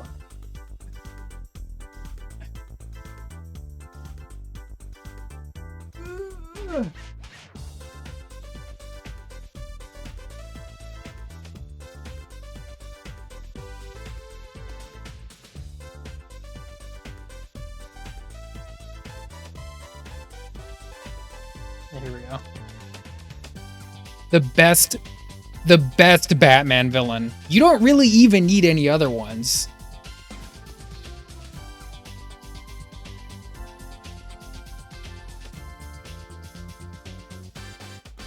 The best Batman villain. Way more threatening than the Joker. Right. Scarecrow and Clayface, some of my personal. Yeah, both awesome villains. Both very awesome villains. Scarecrow, Mr. Freeze. Scarecrow, I think, is in everyone's top, like, 10, top 5. Everyone loves Scarecrow. You can't really do any wrong with Scarecrow, I don't think. But the number 1 spot is Firefly.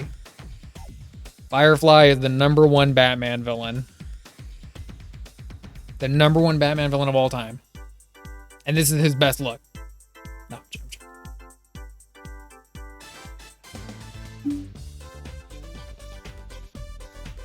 Okay. Goofing. How much goofing?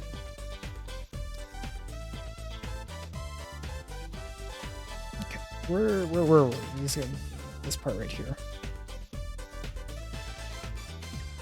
Batman used to have some pretty stupid villains, like Firefly, you know what I mean? Pretty silly stuff. Batman had his whole, like, fighting aliens and,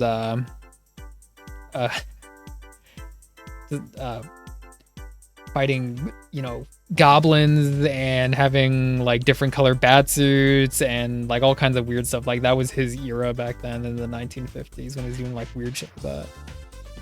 And now it's just kind of like, I don't know. I guess I kind of appreciate it for what it is now.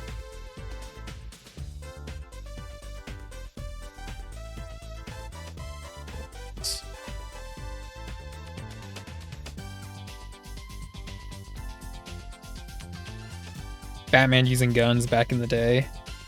Yeah, there was a couple issues like early on when he was using guns.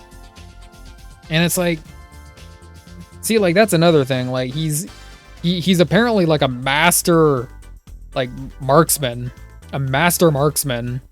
but he never uses guns. And then I had this other thought. Like, is Bruce Wayne a good cook? I thought about that. I thought, so he's the guy who basically makes Alfred cook all of his meals. He's the best dancer, the best kung fu guy, the best marksman. He's rich. He's the best driver. He's the best pilot for everything. But is he a good cook? And I thought about that and I thought, like, maybe he's just really awful. Harry this year. Bruce Wayne might be the Dark Knight. No. Bruce Wayne, Batman, one and the same? That's impossible.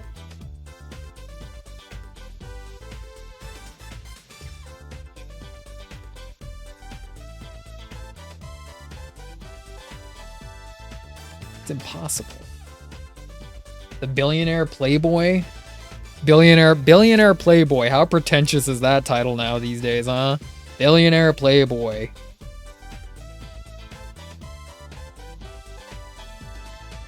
We're rambling about Batman on a Monday night. You go, Spider. You ramble that Batman.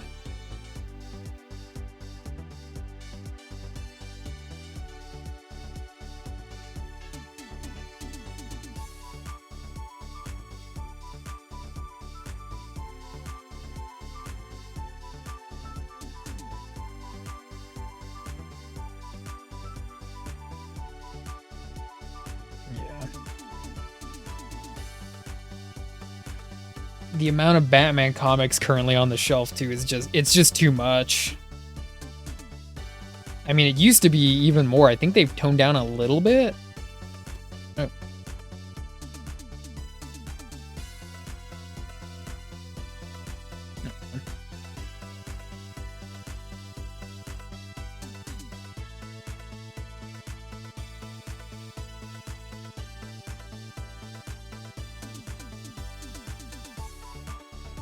Some good Superman artwork. There's plenty of good Superman artwork. Christian Bale makes a better American Psycho than Batman. I mean, Christian Bale, he was a good Batman. Yeah, he was a good Batman. I mean, like then again too, it's like how far are you going to take your opinion of Batman? Like, has it reached that point where it's like it's like fine wine, you know, like, I don't think he was that good of a Batman because in issue this, he doesn't do that, you know, like that kind of stuff.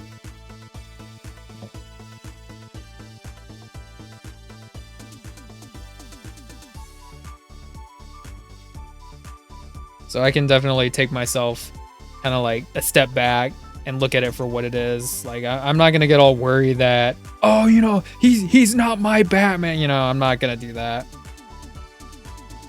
I do have opinions. I do like this one over that one, but I'm not gonna get like so extreme over it. You know, he's not Batman because he did this. You know, like Ben Affleck Batman. He like killed a couple dudes, and it's like, oh, he's not Batman. You know. Batman would never. Really? He would never? Okay.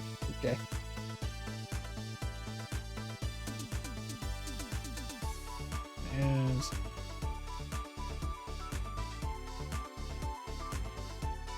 sharp pencil.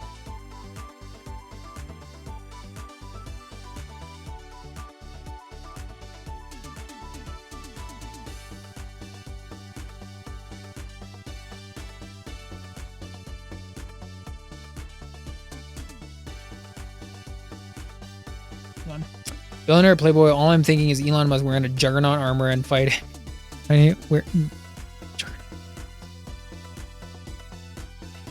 Is he the Juggernaut? Oh no, Tech. Juggernaut. Is Elon Musk the Juggernaut? Batman doesn't unalive people, which is another reason I'm not a fan of that era of the Batman. He does not delete, does not unalive people. And see, like, I'm kind of the mind where if he was...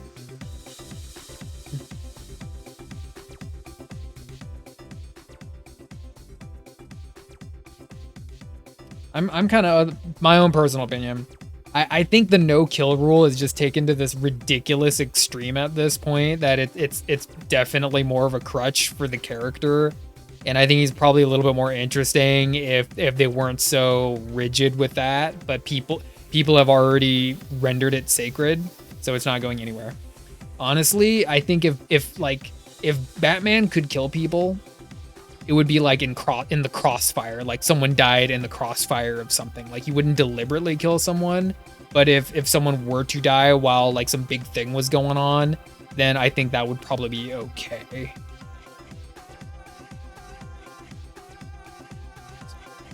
Juggernaut like the Call of Duty military armor, not Oh, okay. Okay, Tech. Like I was like, you got me on comics here, so you kind of like short-circuited my brain there for a second, man.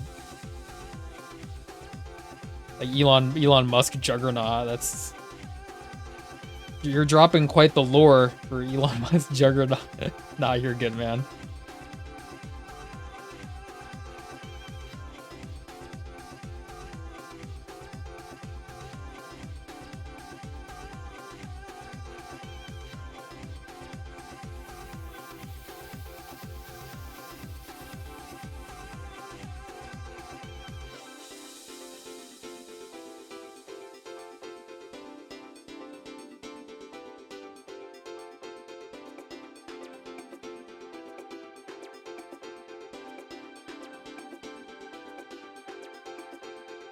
Yeah. Seeing that he has indirectly has gotten people killed because of how long those villains around.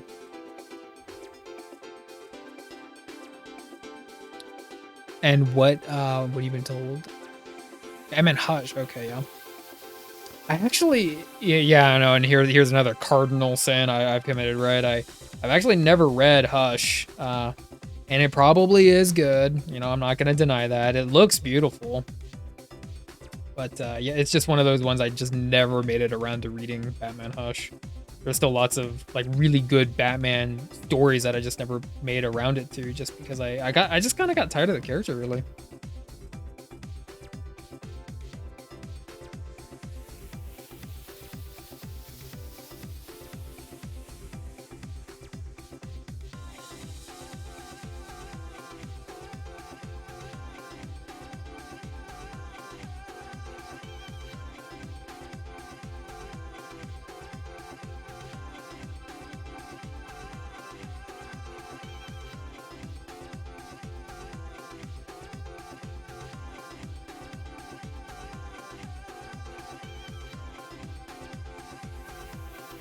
But Bruce Wayne cancels their subscriptions to Life. Yeah, Tech. He gives them the hospital, but... And it's like, see, there's another thing that, you know, if you really wanted to pick them apart, if you really wanted to pick at it, see, and I have to compare him because everyone compares him to Spider-Man. If you pick up a Spider-Man comic, him being Peter is directly related to his life as Spider-Man. But him being Bruce Wayne has pretty much nothing to do with him being Batman. Like him being like, you never see him being just Bruce Wayne, right? Like, and when he is, it's just dither. Like it's just so unimportant. It's fluff, it's padding. Like him being Bruce Wayne in the comics is just, it's useless when you see it. Like there's a function for it, but he doesn't do anything. But when Peter's Peter, you know, he's trying to make rent. He has all these interconnected relationships that end up, you know, coming back to him to haunt him as Spider-Man. That's way more dramatic. That's way more interesting, if you ask me. Peter Parker Spider-Man. Retro, exactly, right? Exactly. It's like you see him at a press conference, or you see him like cutting the ribbon on like a new hospital, and it's like that's it. Like that's as far as you get with like his Bruce Wayne life. And then, you know, at that point, there's lots of Batman fans who would say that's because he's Batman. You know, like that kind of argument where he's the Bruce Wayne is just like a mask, and the Batman character, that's like the actual person. The actual person's Batman, and Bruce Wayne's the mask. Which is like, it's just a very like easy slogan to excuse poor writing, if you ask me. There's lots of interesting things you could do with him as Bruce Wayne, but no one does it, in my opinion, from what I've seen. We need a comic called Meet Bruce. Called Meet Bruce. Yeah, he never does anything interesting as Bruce Wayne, I don't think. And I'm sure there's exceptions to the rule. I'm not gonna say it's like that everywhere. There's exceptions to the rule. I'm saying most of the time. Like, he doesn't really even run his company, really. He has like a board of directors, and he just kind of like he very nonchalantly runs his company from like afar. You know what I mean? He's not really depicted a whole lot as being a really hands-on guy with his company. It's just kind of a means to an end for him so that he can just fund himself to be Batman. So it's kind of, I don't know, it's not as good as it could be.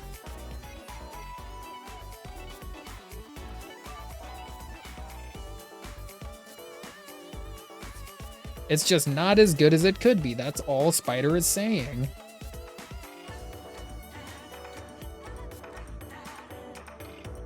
Jeez, it's like I'm drawing him to look emaciated, like he's just freaking ripped.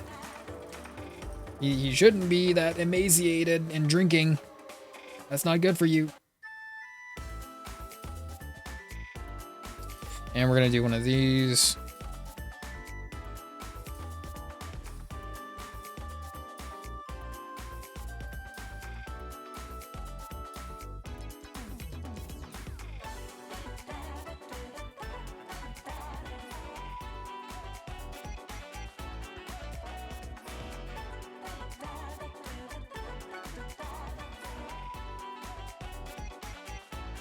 Peter Parker always getting into some foolishness as Peter, and then he's getting even into more foolishness as Spider-Man. That's way more operatic, way more dramatic, way more well-rounded.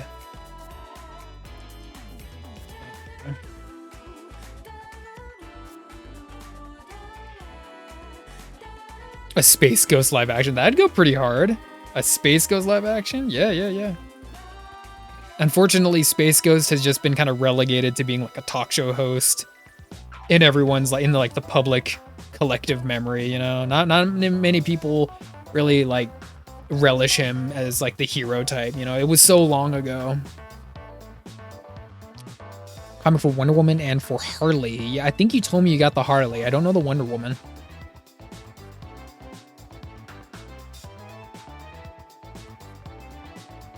Get my reference. Yeah, there's my reference.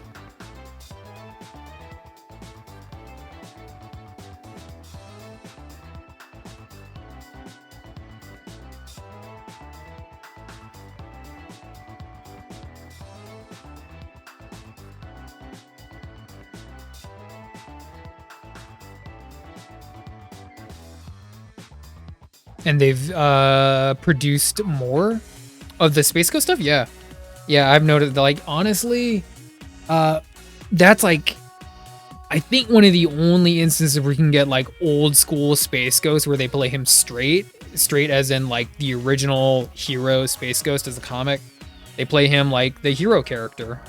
So it's one of the only places besides that cartoon where you can get that. And it's cool. Like, I see the artwork. The artwork looks good. The covers look awesome. But I haven't actually read any. And I do like his design. He has a really killer design too, of course, Space Ghost. Here's one. Silverhawks. I really wanted to jump on the Silverhawks comic book that came out a little bit ago, but then I opened it up and it was just a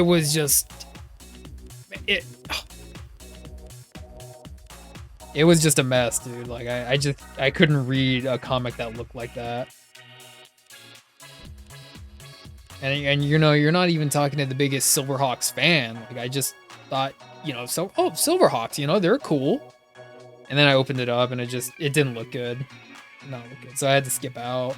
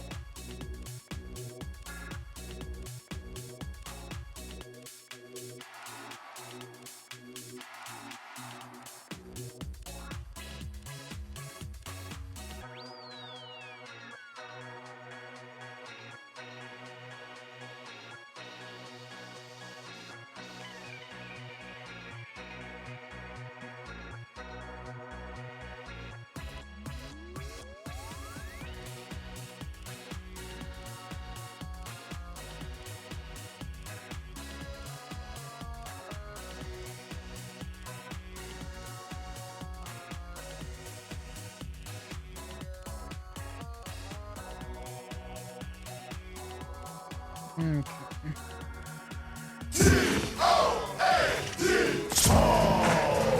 Thank you, Wolf. It's getting a little quiet in here. We're just chipping away.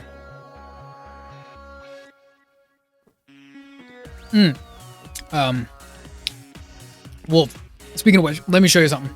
Let me show you something I got.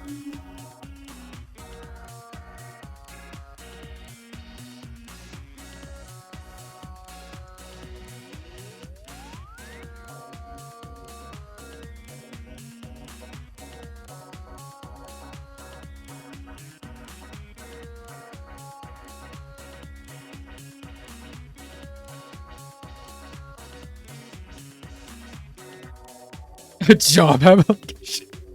No, because I'm already gainfully employed, so I mean it could have been one. It could have been one.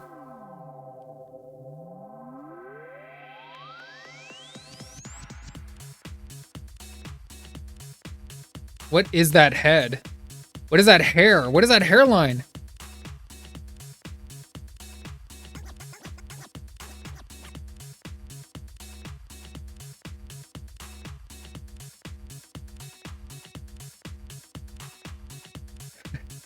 He looks so peeved there. Oh, there we go.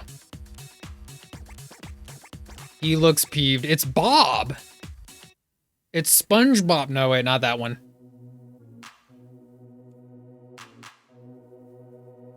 You know why he looks that way? Because he has to stand next to this guy, right? Because he has to stand next to this guy. With a belt. Full belt.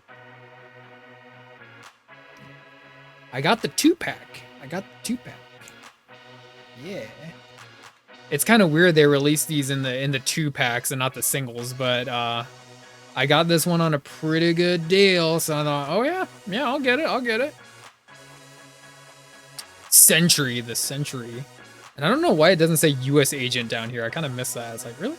Come on, man. When did you get it? I got this. I just got it. Maybe 5 days ago? Now, really not that long ago. Okay, you're good, Wolf. You're good.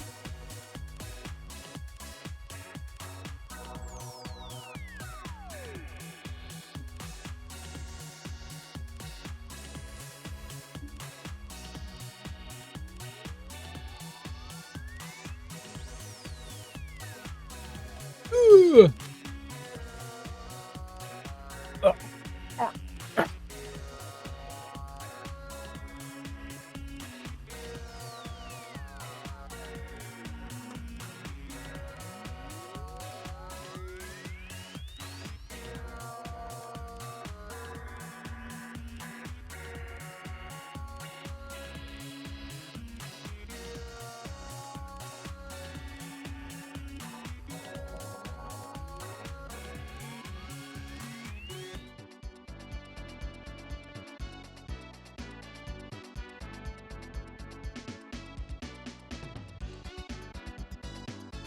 Oh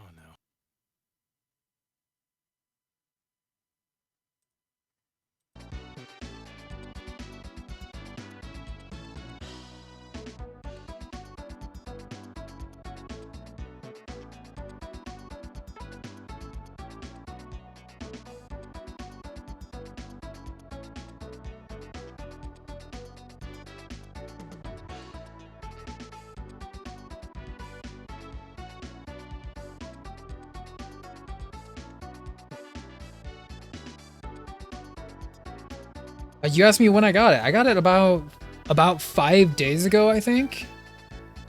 About 5 days ago?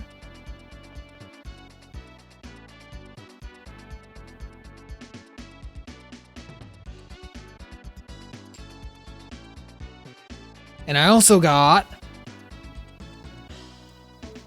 one of these. I don't know if you can see. Hold on. I'll make it so that you can see.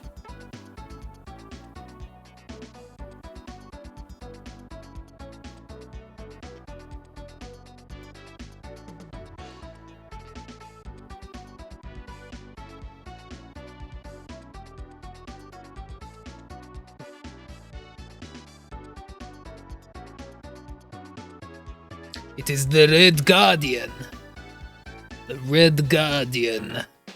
And Yelena, yeah, I got her too. She's in the same pack. They came in 2-pack. Don't go into the vault. Yeah. Came in a 2-pack. It's not a bad head sculpt either. Like, man, sometimes you come across these head sculpts and they're looking a little strange, but they know how to do the head sculpts. Pretty kind of a boring costume, but you know, it is what it is. And you know, his costume came out pretty good, I think. I got the, you know, it's cool that you got 2 portraits there. You kind of he's a little small. He's maybe just a little too small for that. A little too small for that. Yeah. Oh, bro, you're still paying, like, last time I checked, he was like $55 for Juggernaut. And you want to know what's even more whack? So it's like, okay, so US Agent, like this is literally, this body is the same piece of plastic that they've been releasing for US Agent since they started making figures of him. So that was, like, when did Falcon and Winter Soldier come out? Like 4 or 5 years ago? It's this, because I have the toy. It's the same toy. It's the same, they just painted it and put a different head. That's it, bro. Sure, the Juggernaut statue I have. I don't think I have. People are releasing really, like, just nutty and cool 3D statues these days. I still see them actually when I go to like antique stores or vendor malls, and I see people have like Lobo and Blackheart. I should post it in the Discord in case I didn't. Yeah. You show me if you want it. Ugh. But yeah, I got those a little while ago. What else did I get? I got a couple other ones. They're not on the wall right now. Huh. What did I get?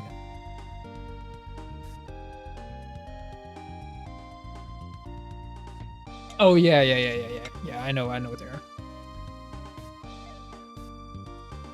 Wickens are they? Hey, thanks, Wolf. You started collecting Labubus. Perfect. You know, we're in Christmas time. You know, it's a perfect time to start collecting Labubus. Retro. You know, Retro, I hear they're gonna release an exclusive Mighty Morphing Power Ranger set for Labubus. So it's like, you know, you're coming in at the right time. Coming in at the right time, man.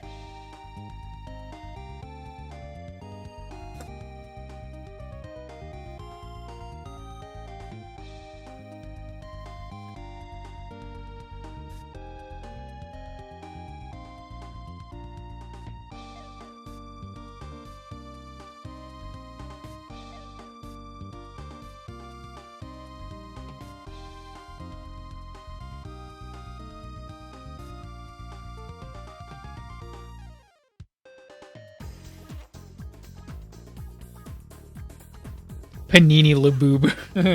Yeah. You're like, yeah. I know you're into Labubus, Wolf. I was at the store not too long ago, and I did hear it was like a mom talking with her like preteen or like young teenager kid. And she was saying like, oh, do you need more Labubus? And I thought, oh man, got people up in here collecting Labubus.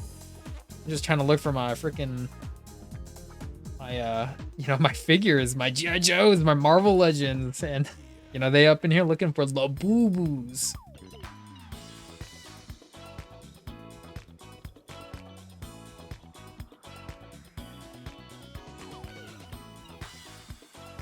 For that Labubu action.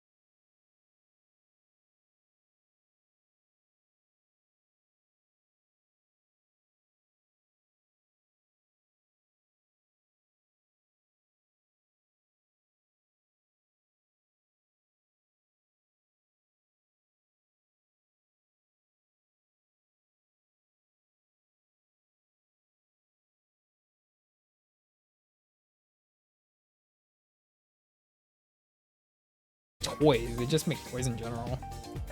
Like, they were the ones that got the Five Nights license, so they were making the Five Nights at Freddy's toys.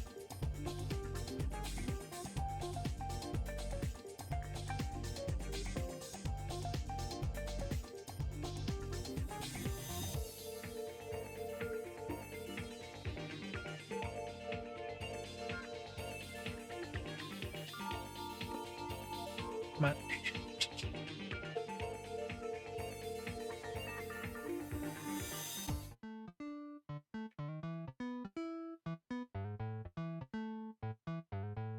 Okay, I got you, Wolf. I've seen some of yours, Retro, yeah.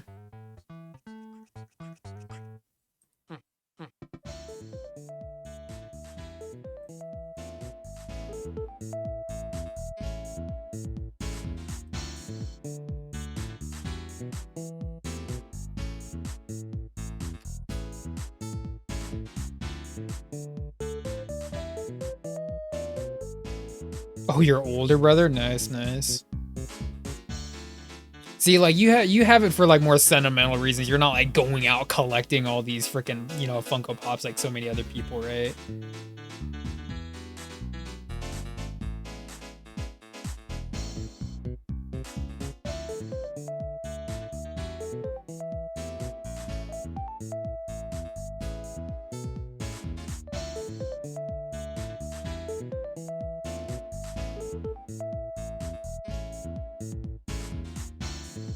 Yeah, man, I gotcha.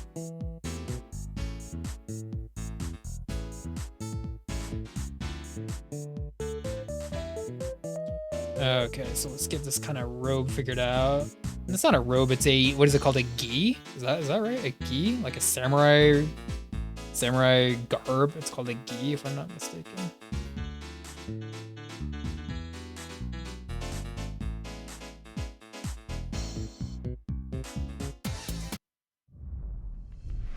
Solo leveling the game. No. We're not gonna play solo leveling the game.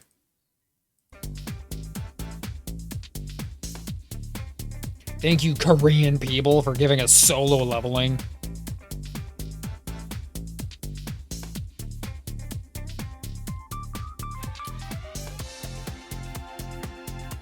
No, Roger. Bro, if I see one that's in the realm, yeah, I got you. Feel like to you, the IP, the intellectual property matters more than like what it actually is. If there's a Ranger this or a Ranger that, you're gonna get it. And there are those collectors that are like that, you know? You're like one of those crazy people that you see on like the TLC channel that's like obsessed with like one thing and their whole like house is decorated in it, you know? Stuff like Goddess of Victory Nikkei cards and such. Is there a card game for that? It's a mobile game, right? It's a gacha. Okay. Due to space, I have a couple of minis, and they're actually not 40k minis. They're Age of Sigmar minis. I know. And I got a couple of Warhammer figures, like toys.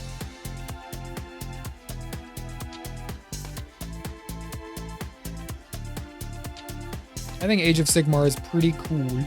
It's pretty cool. It's just not it's like nowhere near as famous, but I think it's cool. Age of Sigmar is cool.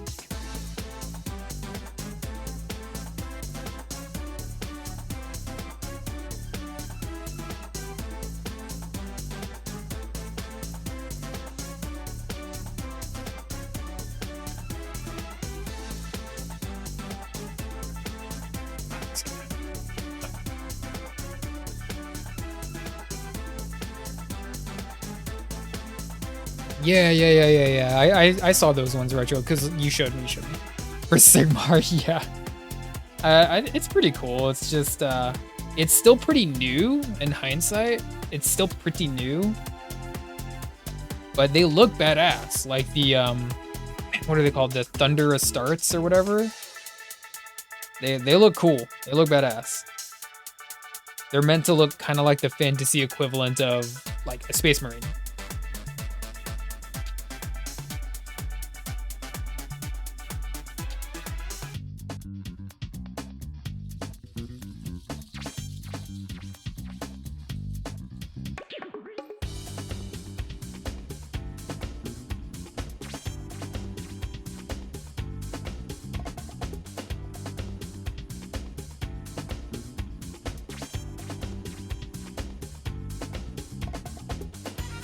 little bit of noise. There's a little bit of noise. Hey, I got you. What's up, man? The man.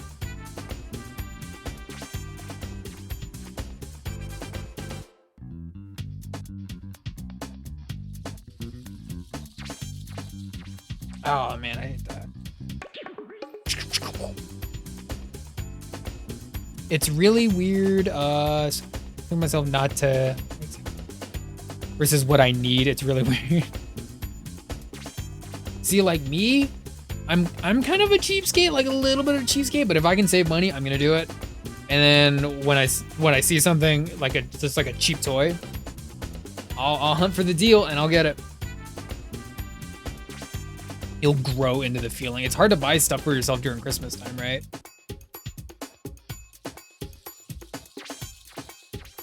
T-Mobile's Guide to Moving Day. What do we got here? Ooh. Interesting choice. Interesting choice.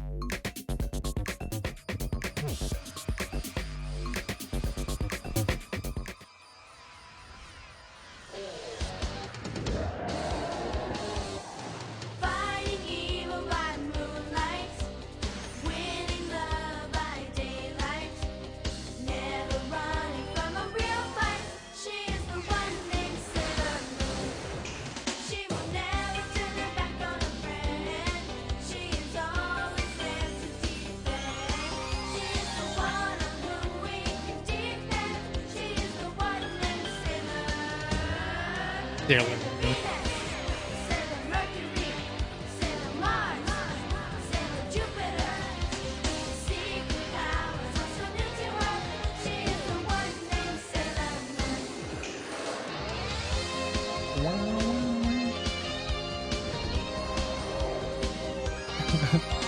Okay, so you like Roblox, Sailor Moon, and Labubu's? No, I'm joking. Well, it's a catchy song. It's very girly, of course, but you know, so is Powerpuff Girls.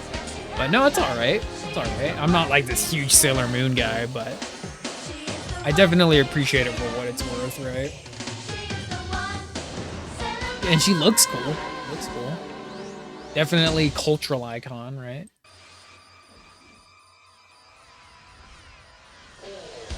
I'm gonna try and take it easy, Wolf. I'm gonna be here just chipping away at Hakumaru. Yeah. I'll be in the Discord. You're good, Wolf. You have a good one. Go and check out Yo's stuff on Amazon. Go get something nice for yourself. Go get a Juggernaut. Go get a chicken nugget.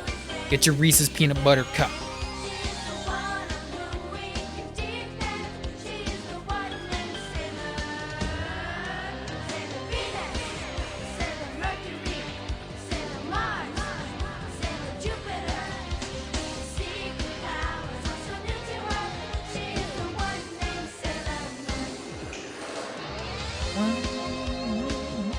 It's so cool. It's so cool.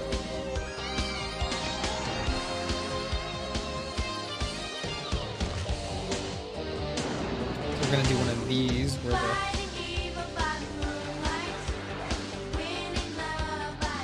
the robe is kind of falling over the belt a little bit.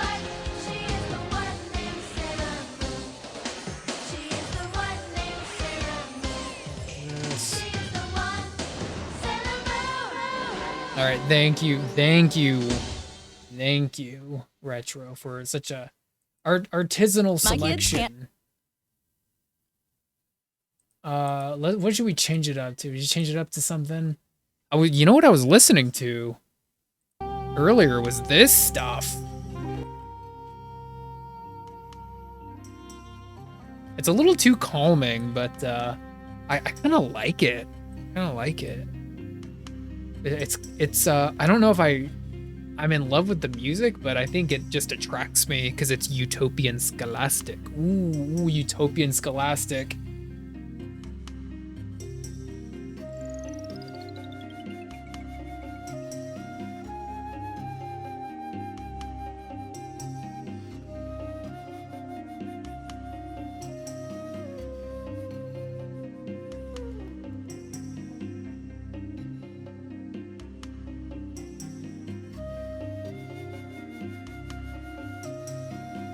I'm gonna draw this little jug of booze that he got real quick.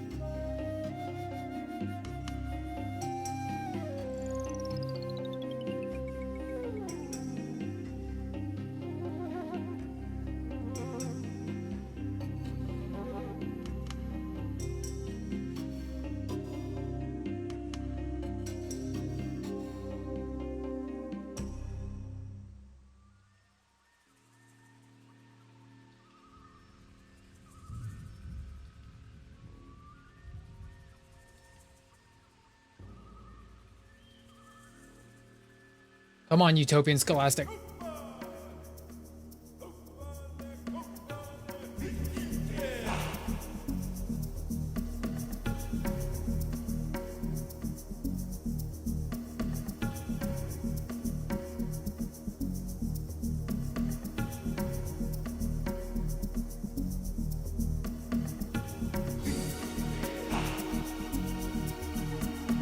Kind of weird music to be drawing this stuff to, isn't it?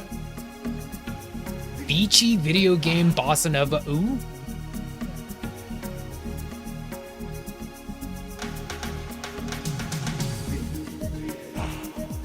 So utopian. So educational.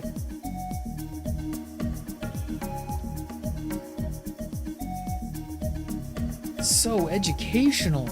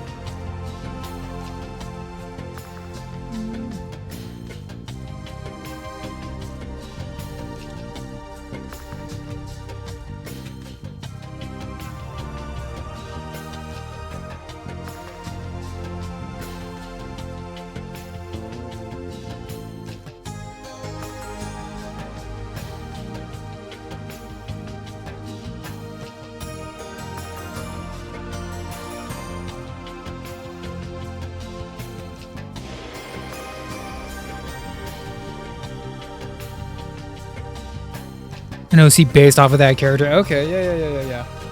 So maybe like flesh it out a little bit more and then show me what the animation is so I can have like an idea, you know? 'Cause I don't want like an automatic bias from watching the thing it's based off of first, you know? Probably better that way.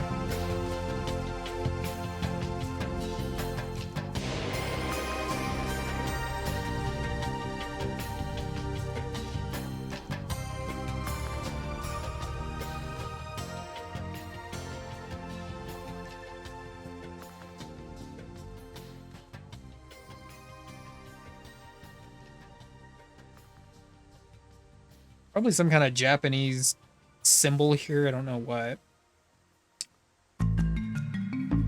Obviously the symbol for booze, but we don't got it yet.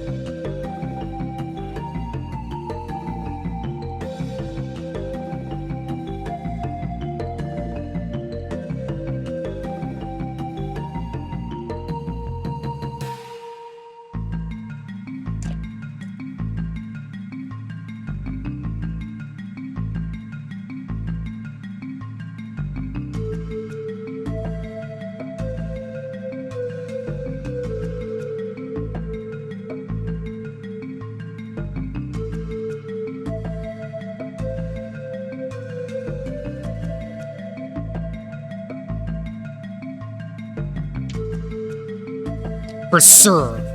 Yeah, I got you, man.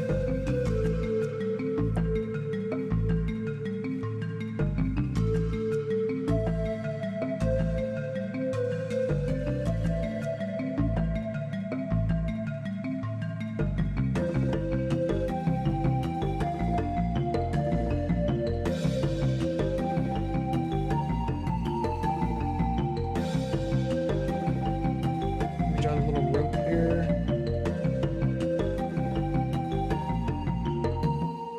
I need this.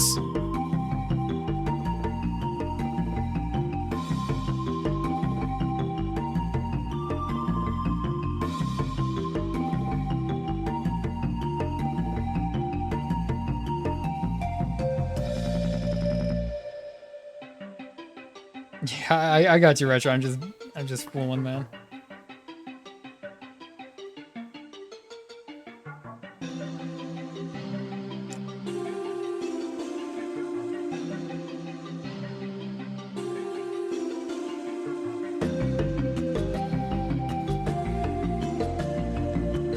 Okay, yeah, I'll take a look at it. Give me 1 second. I need to change the music. It's too utopian. It's too scholastic. Working across team.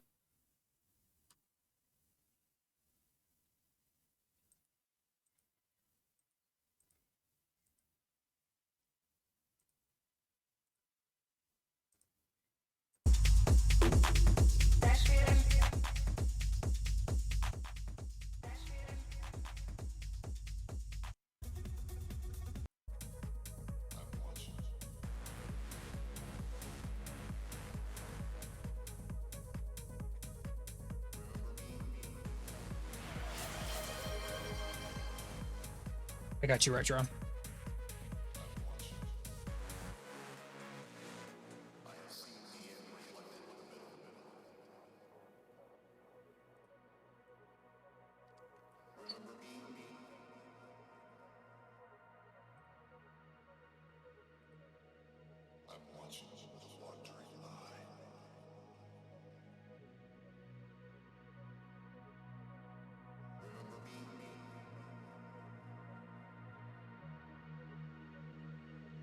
Hold on, why is my...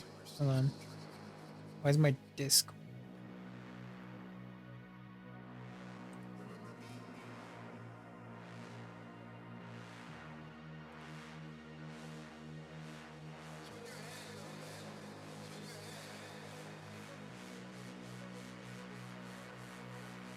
Okay.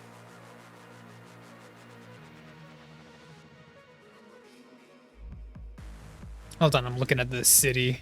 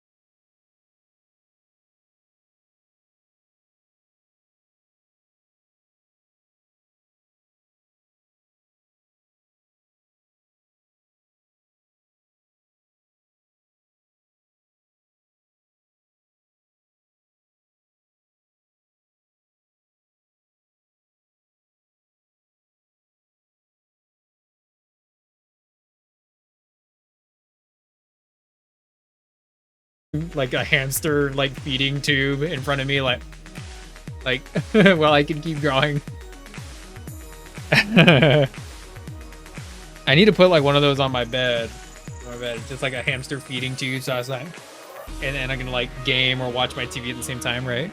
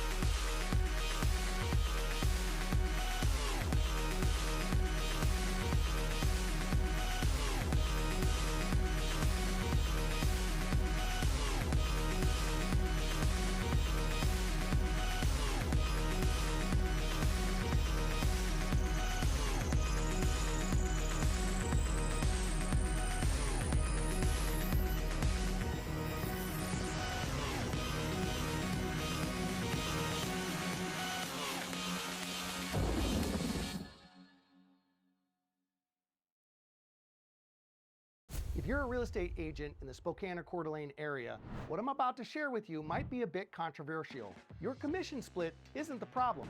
Your lack of support is. Look, most agents obsess over their commission split with their real estate firm. But look, you could have a 100% commission model and still feel broke, burnt out, and stuck. Because the real problem isn't the commission split, it's the lack of support behind it. You're chasing deals with no real leads, you're doing your own marketing, and you're fighting for every inch of progress with no real roadmap, no guidance, no team of support behind you. That's not creating a business. That's living in survival mode. At Haven Real Estate Group, we've flipped the script. Here, we give our agents more than just a great split. We have variable splits that go up to 90% and even 100% on personal sphere closings. But we do so much more for our agents that actually helps them move the needle in their career. We offer our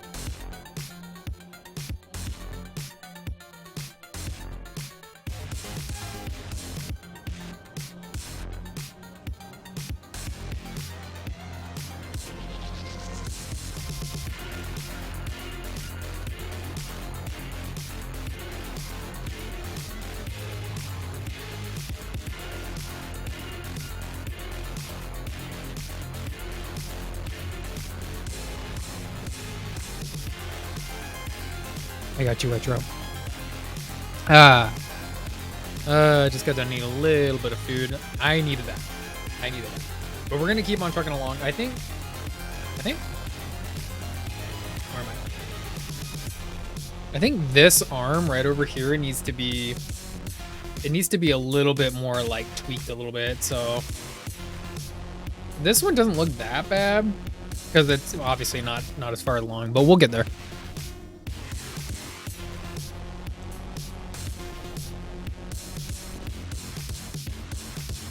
One.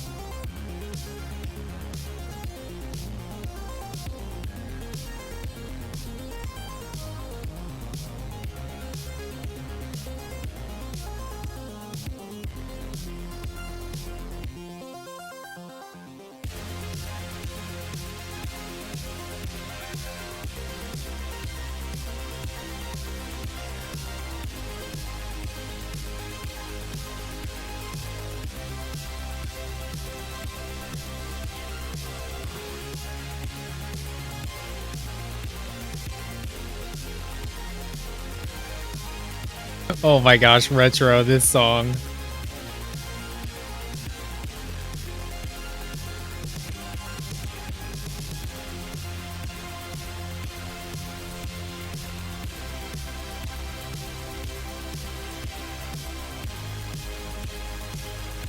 Right after this one.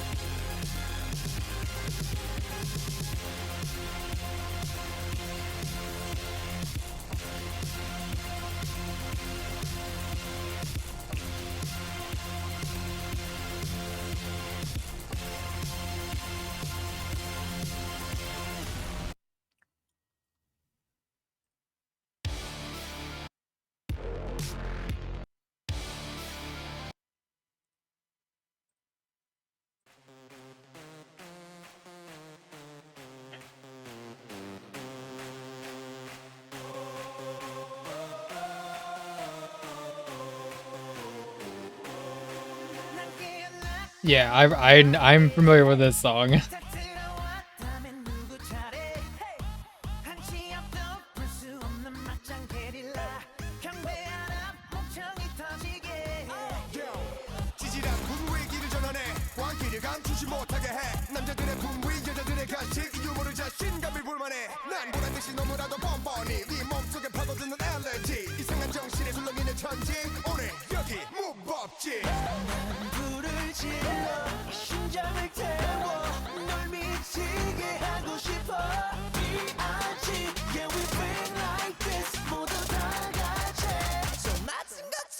Bang bang.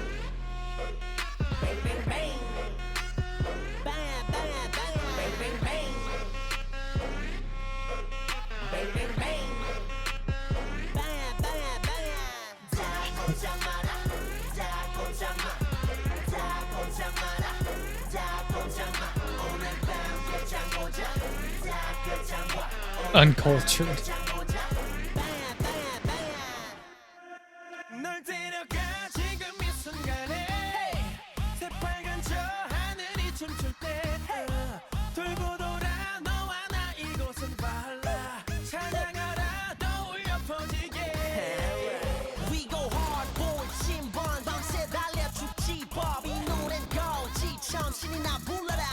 신청 겁이며 소리 눈마송의 멜로디 검은 독이 결국이 사방팔방 어방가 사뿐한 고백 난 불을 질러 네 심장을 태워 날 미치게 하고 싶어 B.I.G. Yeah we bang like this 모두 다 같이 손 맞은 것처럼 Bang.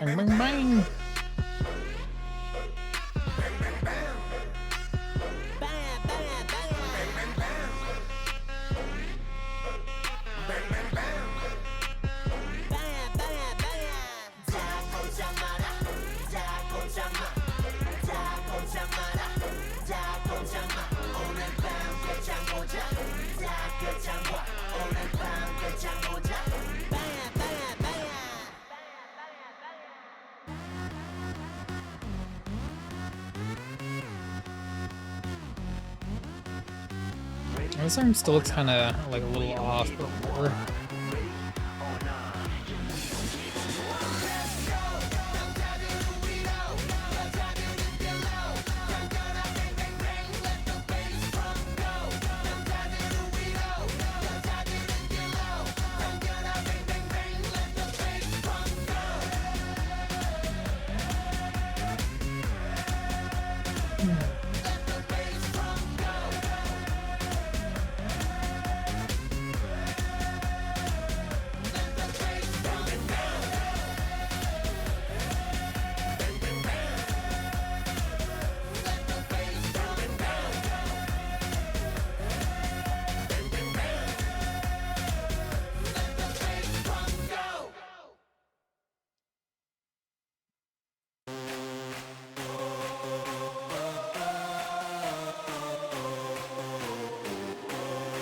난 깨어나 까만 밤과 함께 다 들어왔다면 누구 차례 한치 앞도 볼 수 없는 막장 게릴라 경배 하나 멍청이 터지게 지질한 분위기를 전환해 광기를 감추지 못하게 해 남자들의 분위 여자들의 간식 이 유머를 자신감을 불만해 난 보란듯이 너무나도 뻔뻔히 네 몸속에 파고드는 알레르기 이상한 정신에 술렁이는 천지 오늘 여기 무법지 불을 질러 심장을 태워 널 미치게 하고 싶어 B.I.G. Yeah we bang like this 모두 다 같이 손 맞은 것처럼 Bang bang bang Yeah, I did that when I first came up with it, Retro. Sorry. I mean, if you just want me to play something else, I'd probably be open to it. But yeah, there is a cap on that one.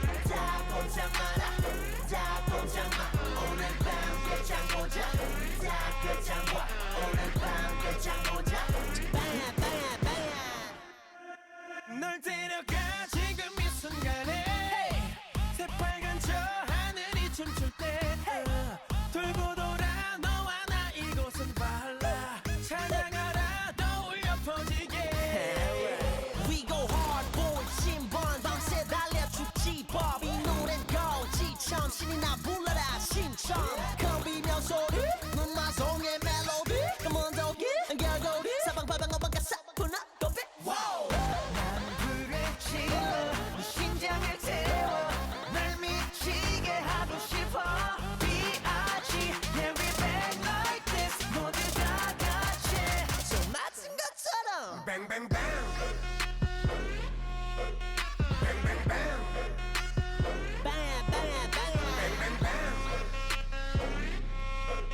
뱅뱅뱅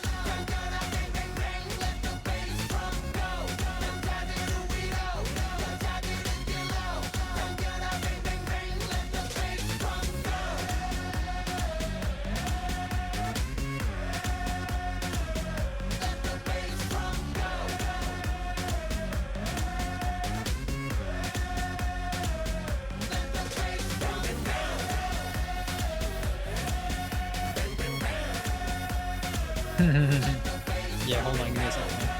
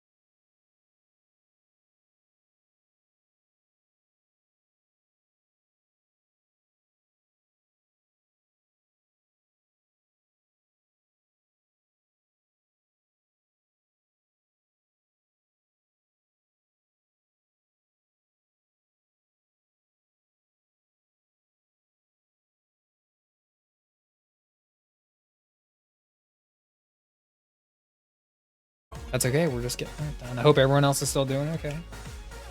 Quiet it down just a little bit, but that's okay.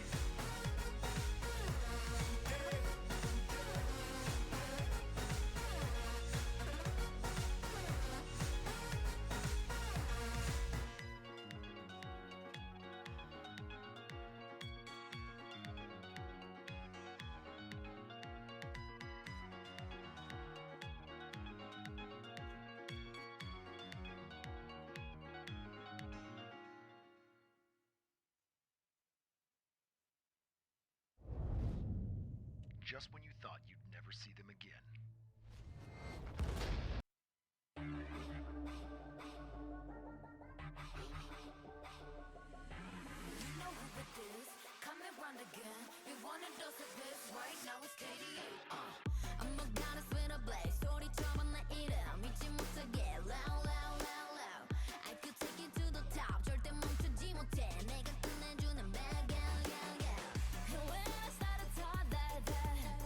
Oh, you know how to read.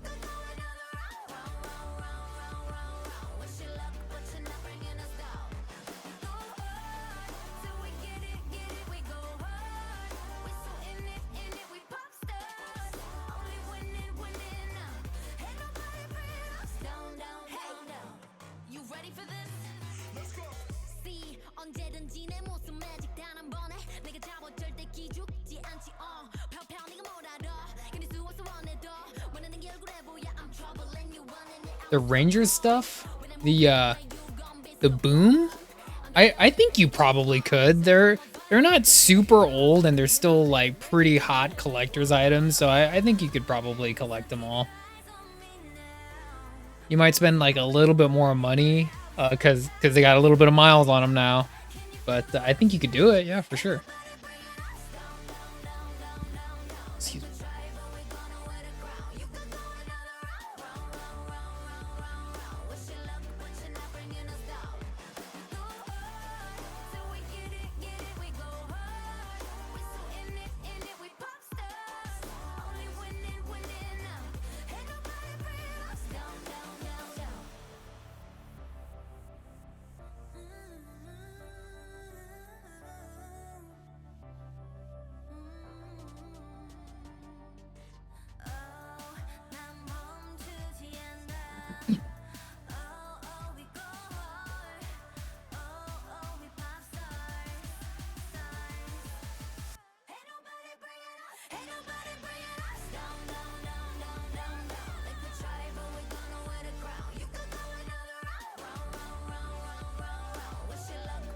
$9.6 average for the entire set. Yeah. And that is are you gonna sell it? Like, are you speculating on it? Like someday? Or is that just like too important to you? Like you're gonna have it forever?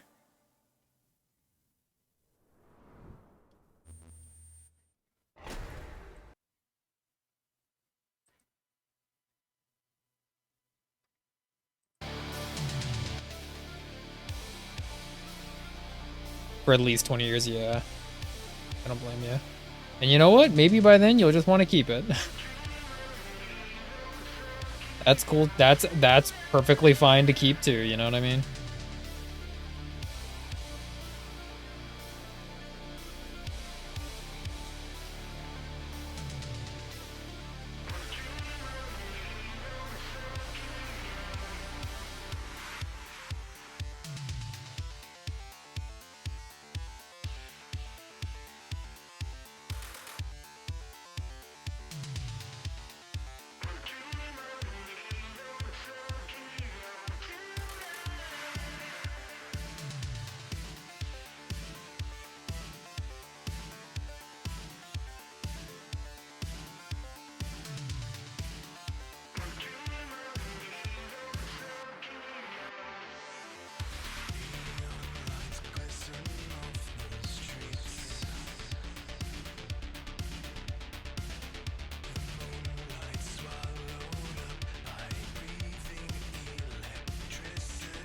You know who I haven't seen in here yet? Groovy. Where did Groovy go?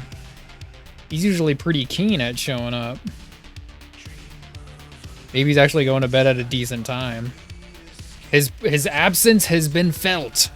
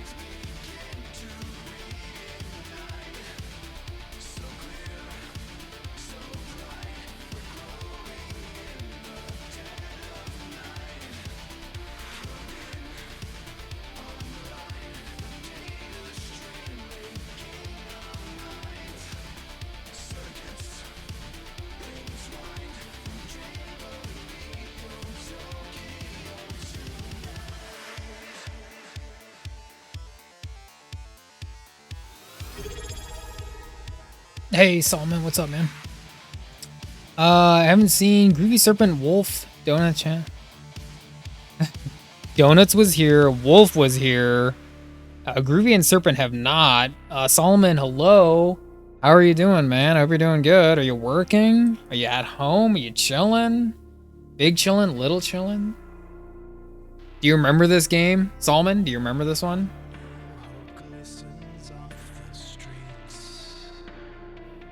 This particular video game from the 90s era. Do you remember it?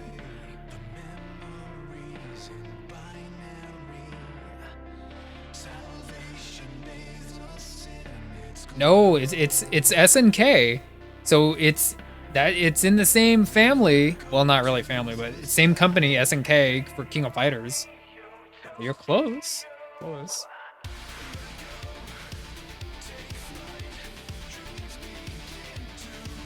You don't know it? This guy right up here. King of Fighters has so many characters, dude. King of Fighters is... And they all look kind of like, a lot of them look just kind of like normal guys. But, I mean, you got kind of like your... I mean, like your... I guess your typical ones, like Ryo Sakazaki and Shermie and... Like if you're combining it with Fatal Fury, then you got Terry, Andy, Kim. It's actually Samurai Showdown. Samurai Showdown. From Blaze Blue or Guilty Gear. Guilty Gear has some pretty cool character designs, and I haven't seen as much Blaze Blue, but I think they're kind of like in the same like wheelhouse of being like a little bit more of like an anime looking fighter. But Guilty Gear has like some cool characters. It's been a long time since I played Guilty Gear. I've only played a little Guilty Gear, and it was a long time ago. But I know Guilty Gear is still getting like lots of play though, and I'm glad that it's popular still. Oh, excuse me. Oh, those good old fighting games of the 90s, you know what I mean? Guilty Gear's pretty close. Yeah, but did you also see that ArcSys was developing Marvel Tokon Fighters? And it's kind of like the spiritual successor to like the Versus Capcom style. Except they all look anime, like Captain America has like this anime jacket and stuff. It's just silly.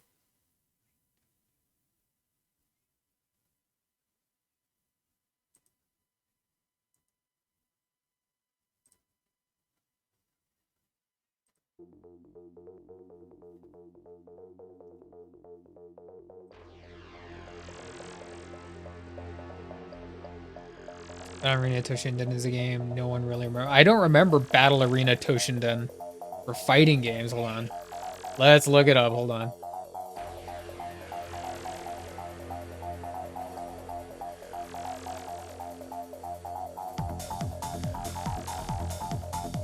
And of course, thank you for the sub. I appreciate that, man. Oh yeah, it's hella anime looking.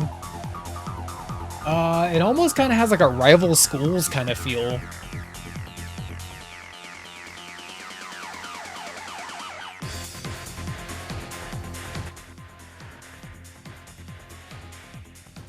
Oh, except it's like, so it looks like it, like the game does no. The kind of like the design theory for the game looks like Rival Schools, but then when you actually play it and boot it up, it's like Virtua Fighter Tekken, because it got that early 3D fighting game. And they're still making Virtua Fighter. Can you believe we're getting another Virtua Fighter here soon? Soon. I mean, I shouldn't say that, huh? Evil Zone. Bro, the amount of Virtua Fighter I played when I was young, it was little, but I remember it. Like, I mean, like Soul Calibur as well. Like that, Soul Calibur has been around for a long time too, I guess.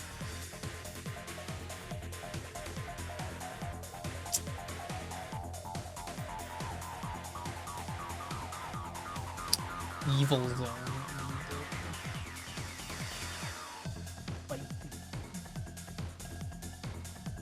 Oh yeah, this looks legit. Yeah. It's like another early 3D fighter, except they all have weapons, so it's a little bit more Soul Calibur style. I hate saying Soul Calibur, but You know, I think I've seen this gameplay before. I think I've seen some of this a long time ago. It's pretty cool. And they got the whole like retro, well by now, you know, like the old school anime aesthetic, which is pretty sick looking by today's standards for sure. Evil Zone. Evil Zone, not a very popping name though. Evil Zone.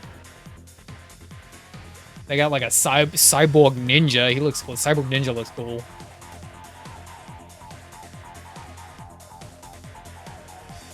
Had it $30 on PS1 at the time. Damn. $30 is a lot of money for PS1. Oh, PlayStation 1. PlayStation 1. Yeah. There's a Maximilian dude video where he's like talking about Evil Zone. Oh man, we were just talking about like another one you might remember, Bloody Roar. Do you remember Bloody Roar?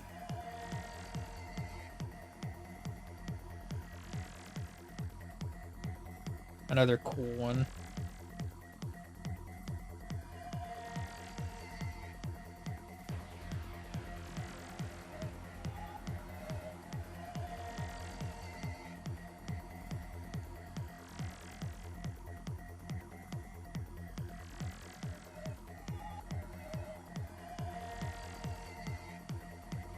With the dinosaurs?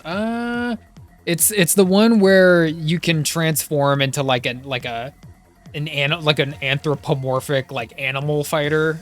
And I don't know if there was a dinosaur in there. There might have been. I think there was a dragon. There is a fighting game where you are just straight up dinosaurs the whole game and not like anthropomorphic dinosaurs, just dinosaurs. I've seen that game, but I don't remember what it's called.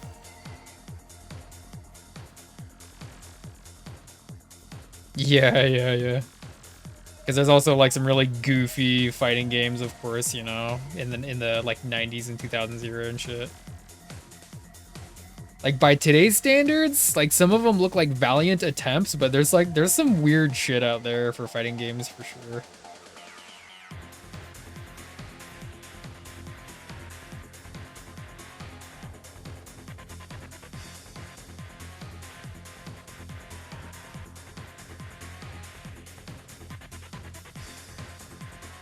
Instinct, yeah, Killer Instinct.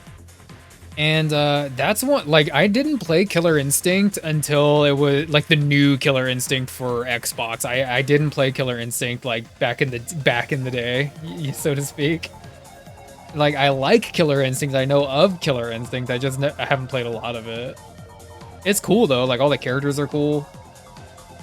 It's kind of more of a niche fighting game. They got a really cool gimmick.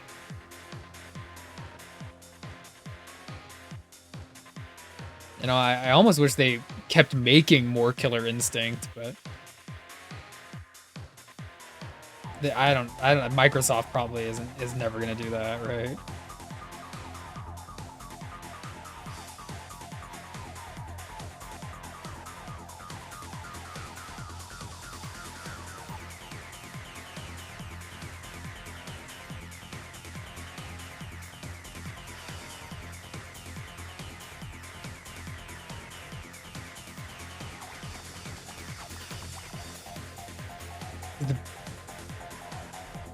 I don't know about that, Solomon. That sounds like some kind of like schoolyard legend or something. That's kind of funny.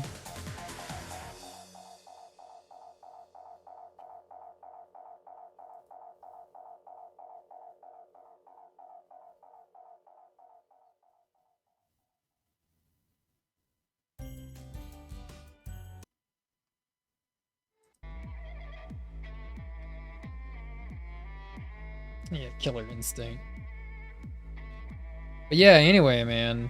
Oh, by the way, since you're here, let me ask you. So, which Final Fantasy? Let's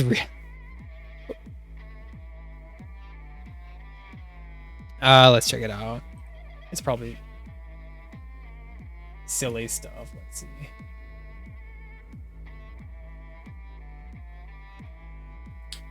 It's kind of a long video. I don't know where it is.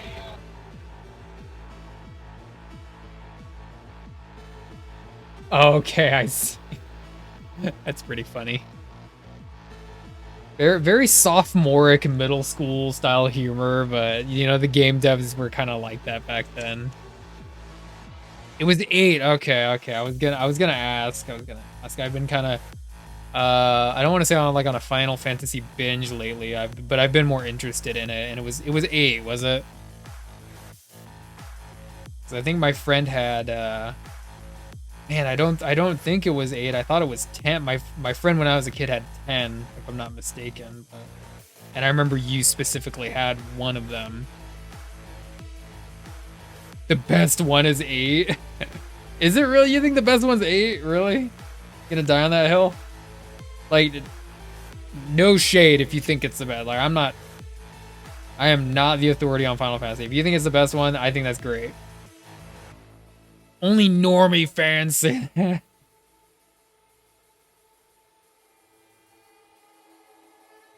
See, like, and I'm even worse. So, like, the only game I've played is, well, no, I can't say that. I've played a little bit of 10, 1, and 6, which would be Final Fantasy 3 here in America, right? 12 is a close second. 12? Man, I don't remember what 12 was like. I think I can vaguely recall like 7, 8, 9, 10, like that kind of shit, but I don't remember 12. I literally had, I think I told you I still have Final Fantasy 1 on the Nintendo. That's like really the only one I really like played a lot of. Well, I played some of Final Fantasy 6, and that was pretty fun.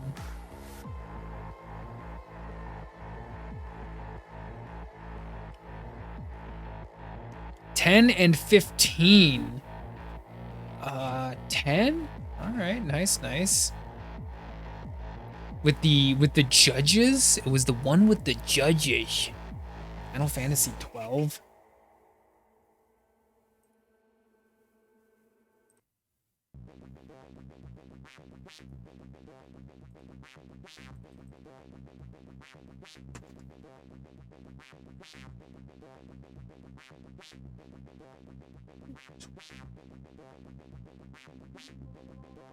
Okay, yep. No.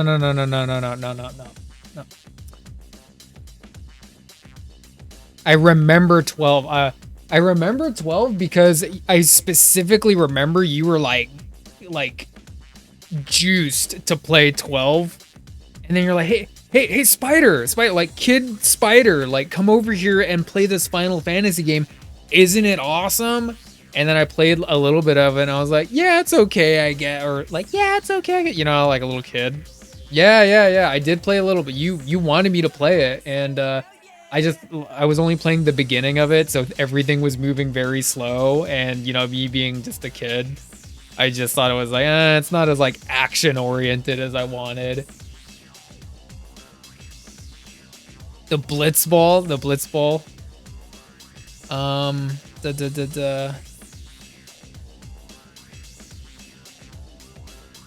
Yeah, these guys, they have like some of the most like Final Fantasy armor designs, these guys, the judges. Very Final Fantasy-esque, which is cool.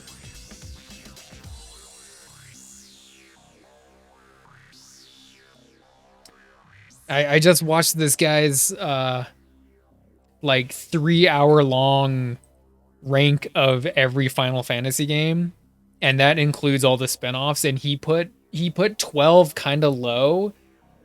He liked it, but he was saying like apparently everyone really hated the main character and it was kind of slow.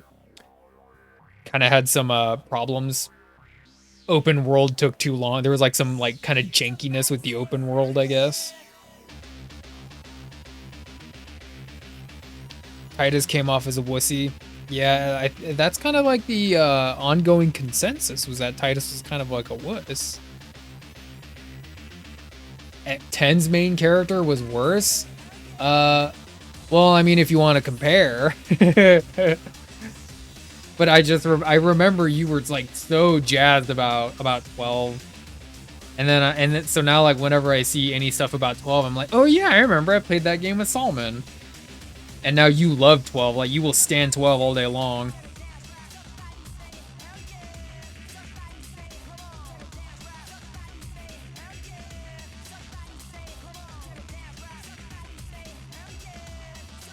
Does that mean you don't like 7 because it's too normie? Do I got that right? It's too normie, so you really don't like 7? I'm just curious. I'm not throwing shade. What's going on to... What? Debating on going to... You should go, Retro.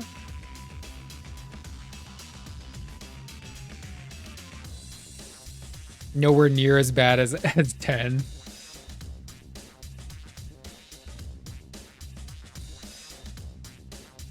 Yeah. That guy, the blonde guy from 9.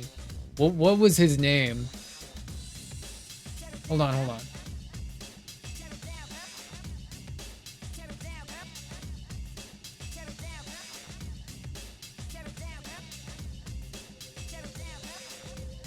Oh, Titus, look at Titus. He's so cool.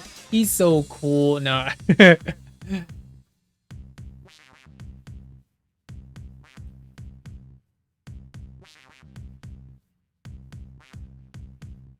His name is Zidane. Yeah, Zidane. Yeah. Zidane from Final Fantasy IX. Bro, the amount, like, I don't know if it's just me, but I think people lose their mind about Final Fantasy IX. I still see people like online just go on and on about 9. 7's good, but not number 1. I just go meet Cullen, but I don't know. Retro, you can go meet Cullen, you know, on your terms and in a much easier, cost-effective way. You don't need to go all the way to Planet Comic-Con, but you can if you want. The most divisive. That, like, 9 was around a lot when I was younger. I think that's the one I actually played like a little bit of when I was a kid at my friend's house, and he really loved 9. He really loved it. I just thought the characters looked cool. I thought Zidane looked kind of weird. His hair is kind of huge, but Capital One Saver card, you earn unlimited 3% cash. let's see.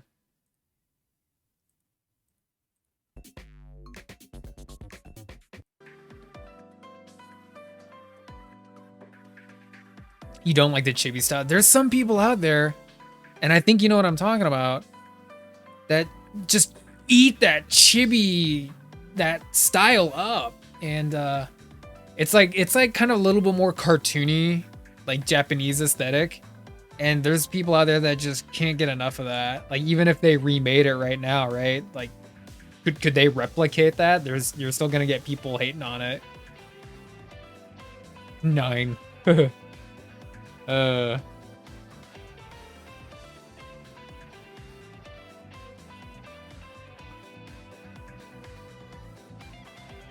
Couldn't get into it. Yeah. A little bit more of the realism type stuff. I completely understand.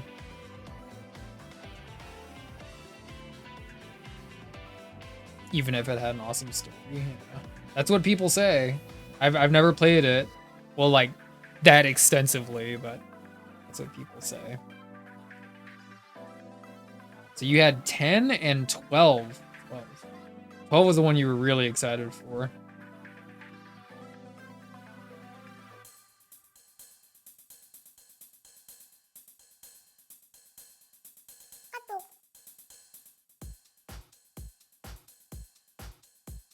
Yeah.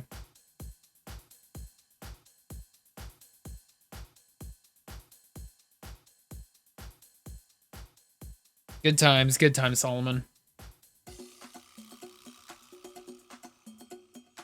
Well, you put that one to rest. I did just recently. Where's my... Okay, so stupid story. Long story short.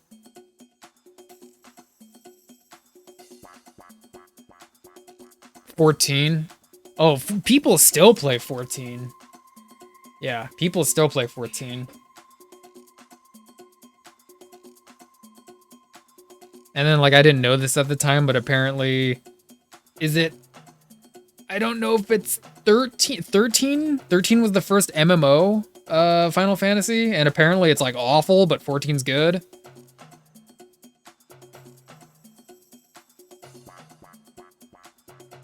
Yeah, 2.0. I would like to go meet Freddy. Yeah, dude. There's plenty of stuff that turtle stuff that he's done that you could go and get some good stuff signed by him. I know that, Retro.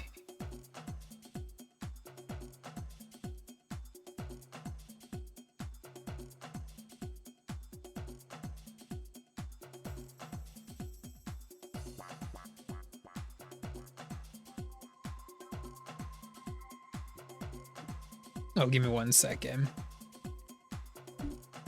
1 second.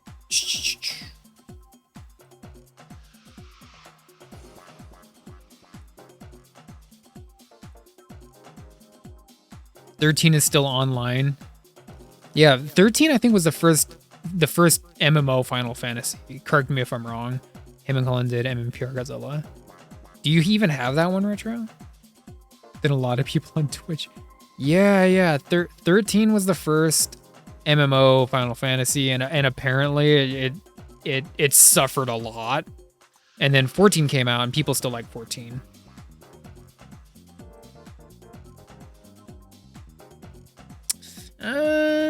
Don't count on that one. I mean, you can always buy it off of another seller over there, but then you'll be paying even more money.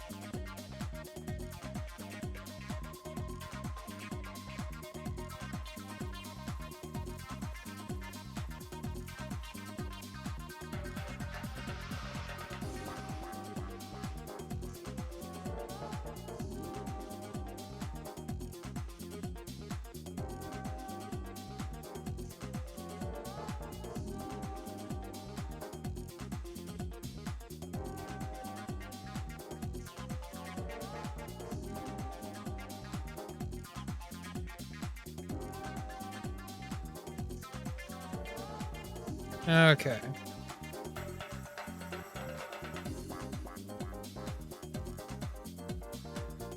How much longer do I got on stream? I don't know. I'll place it at maybe 20 to 30 minutes. I've been going for a minute, but it's been fun. 20 to 30 minutes more on Haohmaru, and then we'll call it good for now, I think. But yeah, long story short, I have the first Final Fantasy on Nintendo, their very original one. I played it almost to the very end, but it's one of those games where if you don't hold the reset button down, then your file gets erased. And one day, almost at the very end of the game, it just blinked. So I actually did finally beat Final Fantasy 1 a little bit ago. But man, that just killed all my like I did not want to play that game like really ever at all after something like that. Yeah, I still have it. Yeah, I do still have it. It's legit. It's legit. I mean, it's like the granddaddy. It's kind of the granddaddy of like JRPGs, but it's cool. And I kind of owed it to myself to finally beat it.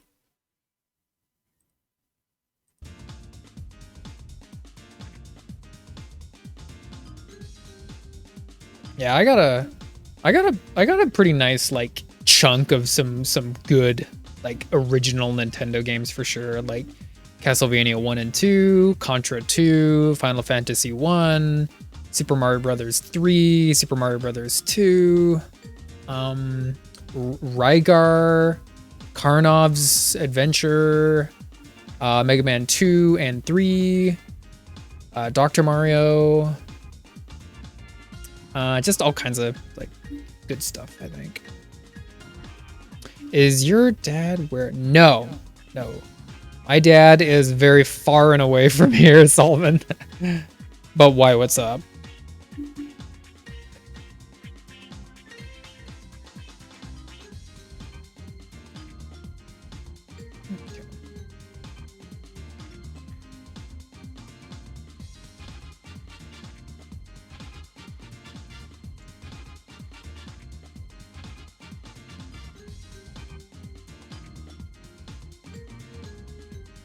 Just wondering. Okay. No, he's he's spending Christmas. He's spending Christmas with my brother, because he has his own, you know, my dad has his own, you know, thing he's doing out where he's at. So.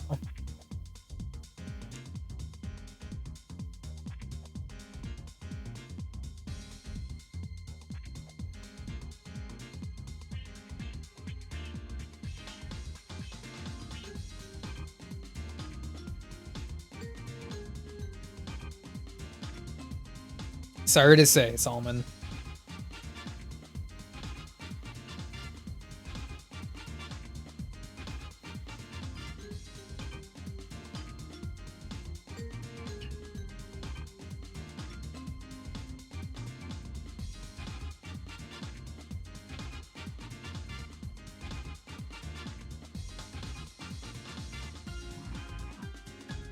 Yeah, I gotcha. I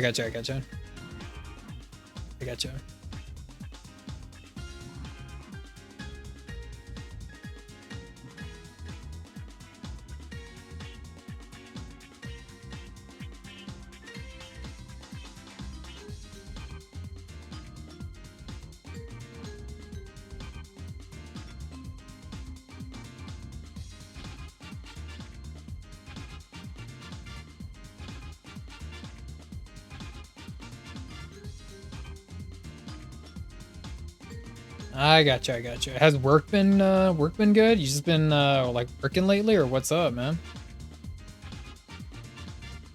Has the family been okay? Has the family been good? Hope you've been good too.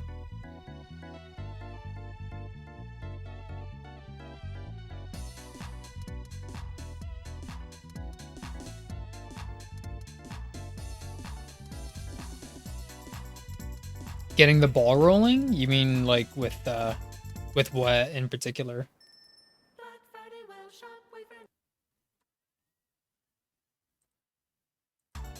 Like Christmas plans or life in general? Okay. Well, you know what? It's time to just put the nose to the grindstone and just do it, right? I know that's easier said than done, but see, like, I want you to come back to stream. And, like, I know you have all these ideas to do it with, and it's like, I'd love if you come back to stream, dude.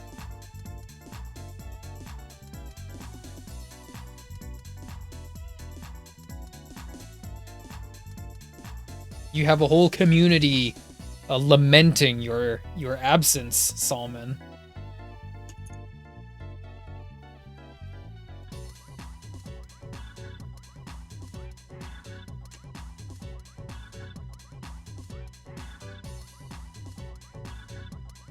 Teamwork makes the dream work. No risk it, no biscuit.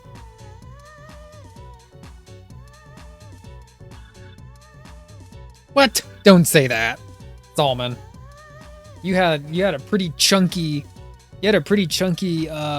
following there. I mean, look at me. Like I've been pretty like semi-consistent with my streaming, and I'm still pretty small.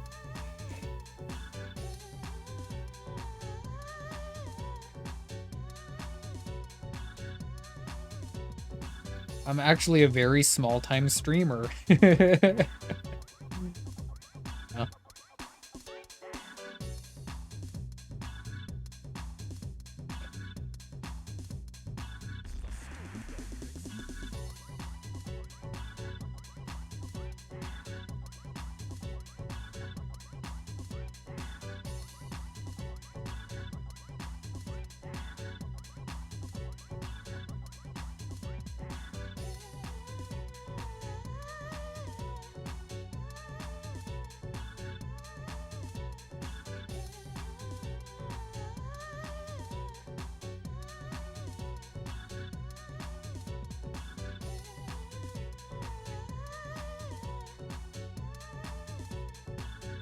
Yeah. Yeah, yeah. It's just how things are.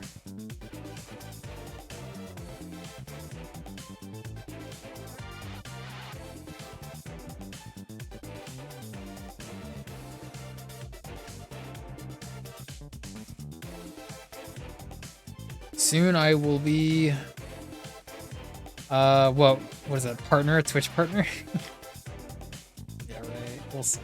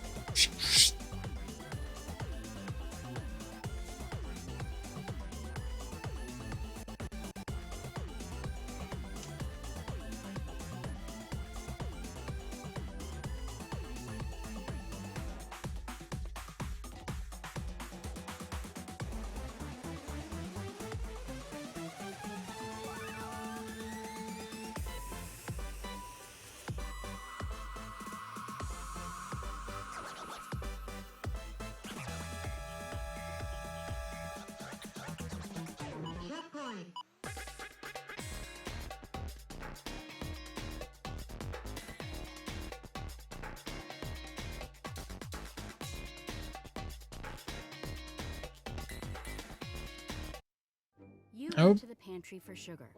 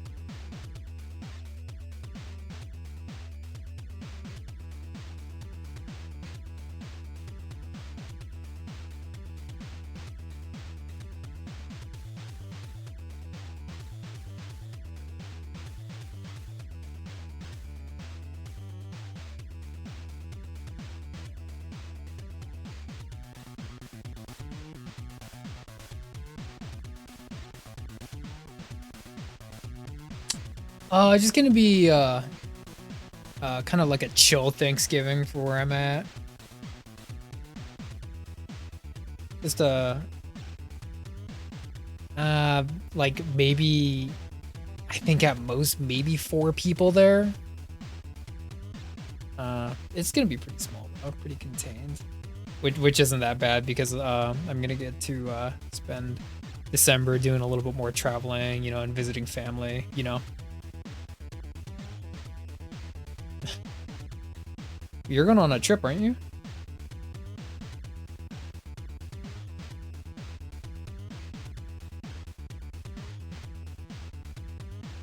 Yeah, man, that sounds like fun. Are you kidding? I hope you have fun.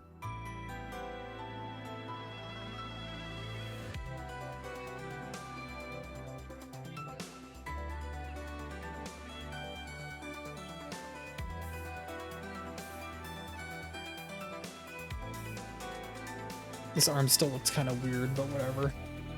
I already put his hand where it is.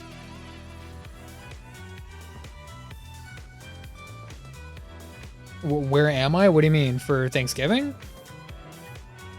I'm here. I'm here where I am. You know where I am, Solomon.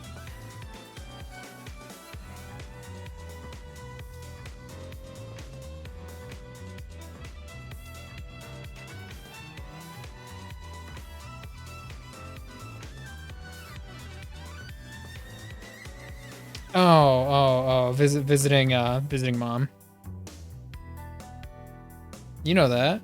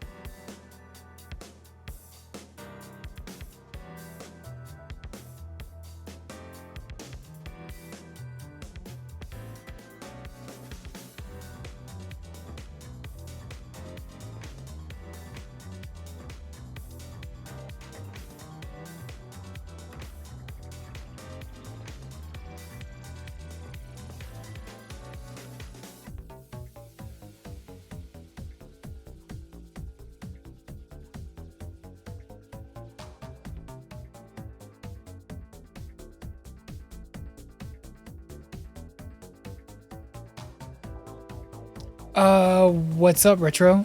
She does, Solomon.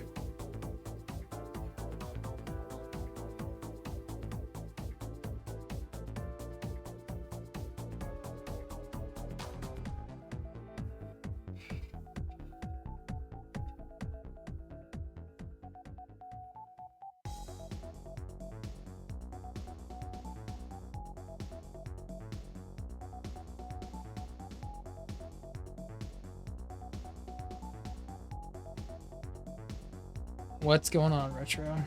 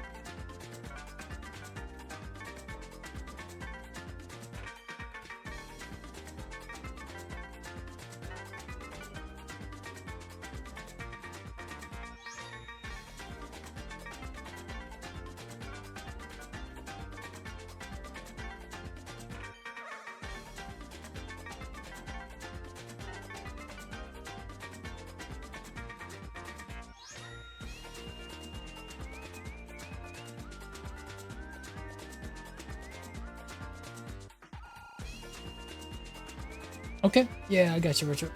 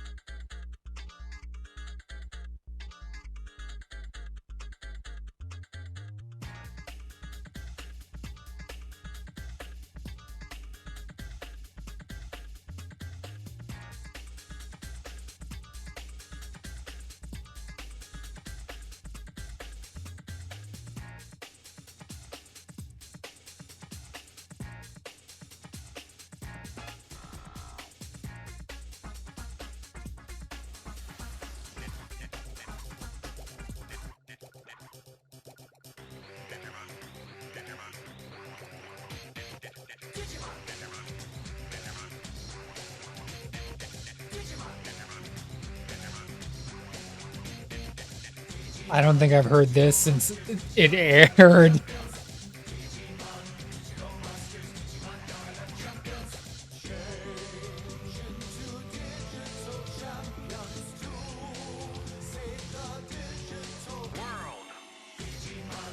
Dang, I have not heard this in damn. It's been a cool minute.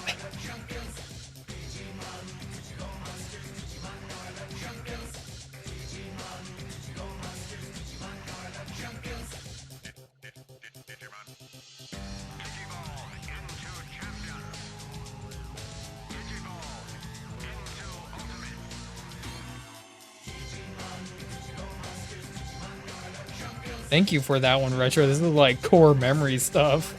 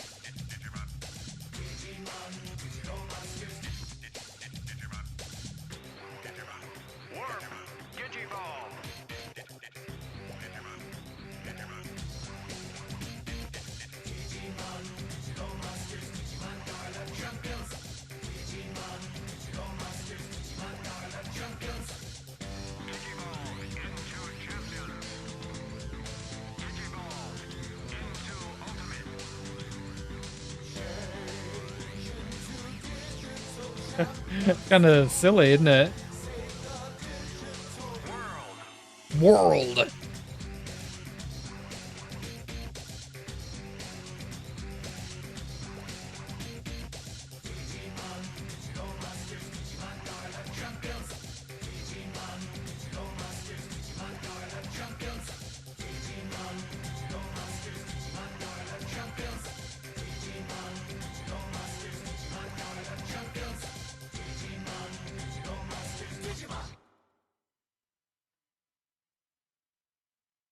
Available at Taco Time. It's 3 for. Well, all right. That was pretty cool. Thank you for that one, Retro. It's been a long time since I heard that shit, but thank you. You have a good rest, my friend. I will catch you on the next one.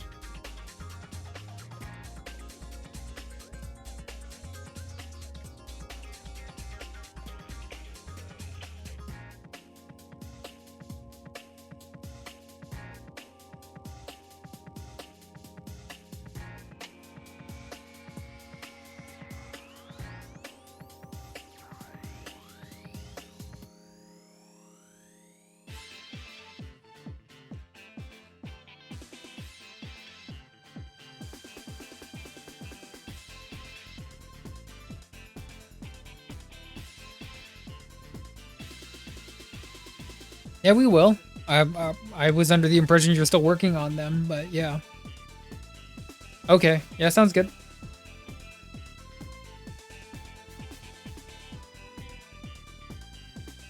Yeah, we'll get there, Retro.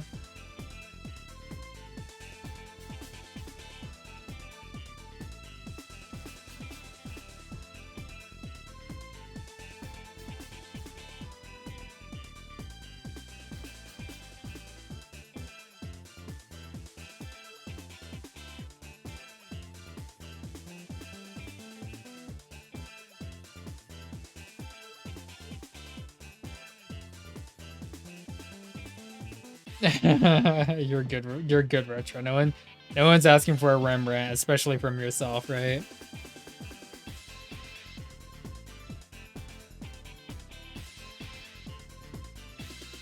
Give yourself a little credit, huh?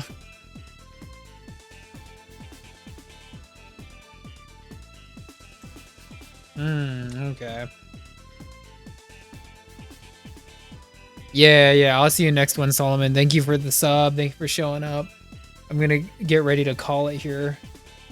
Yeah, but thanks for chatting and all that shit, man. Hey, there's an emoji I haven't seen in a while.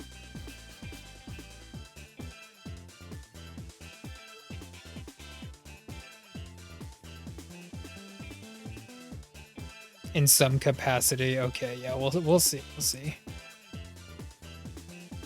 Okay, so let me get out of here real quick.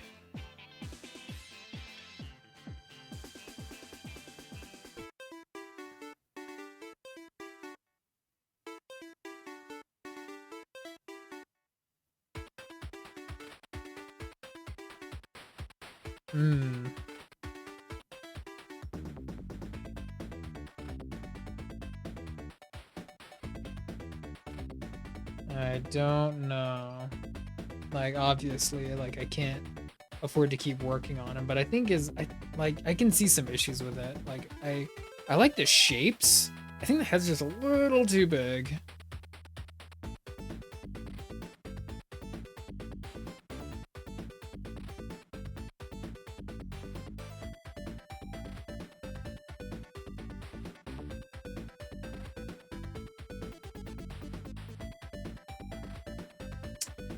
The head's just a little too big. I don't know.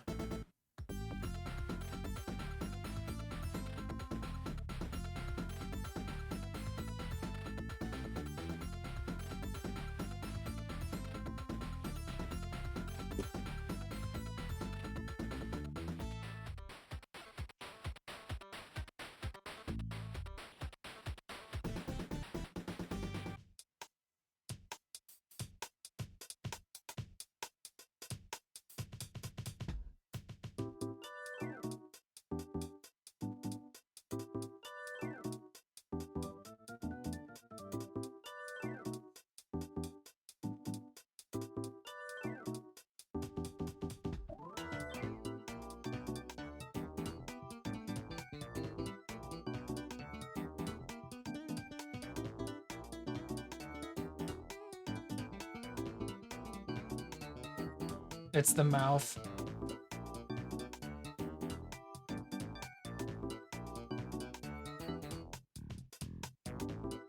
Mouth is a little too wide.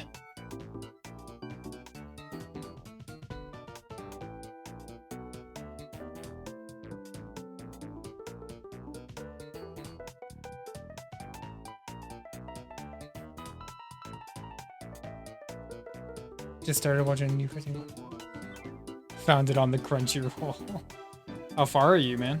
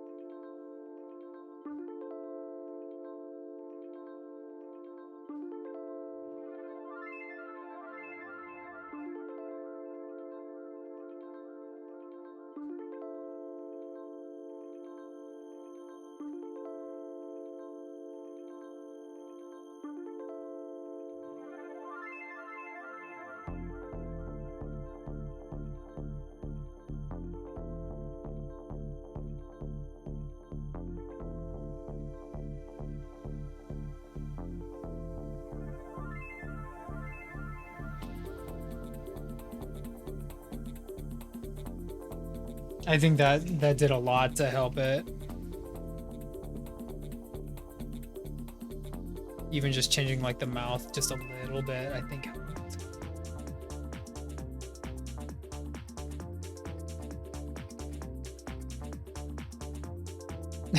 Yeah. Anyway, that's probably a good enough spot to end it, huh?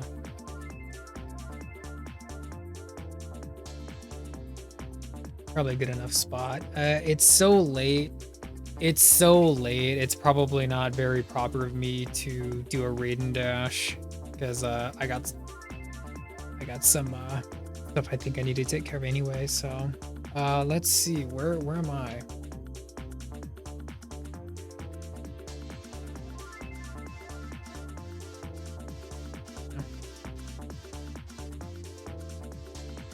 Okay, I am right here. Okay. So anyway, with that being said, Retro, thank you for hanging out. Solomon, thank you for showing up. Donuts, thank you for modding. Deathing Spot, thank you for showing up.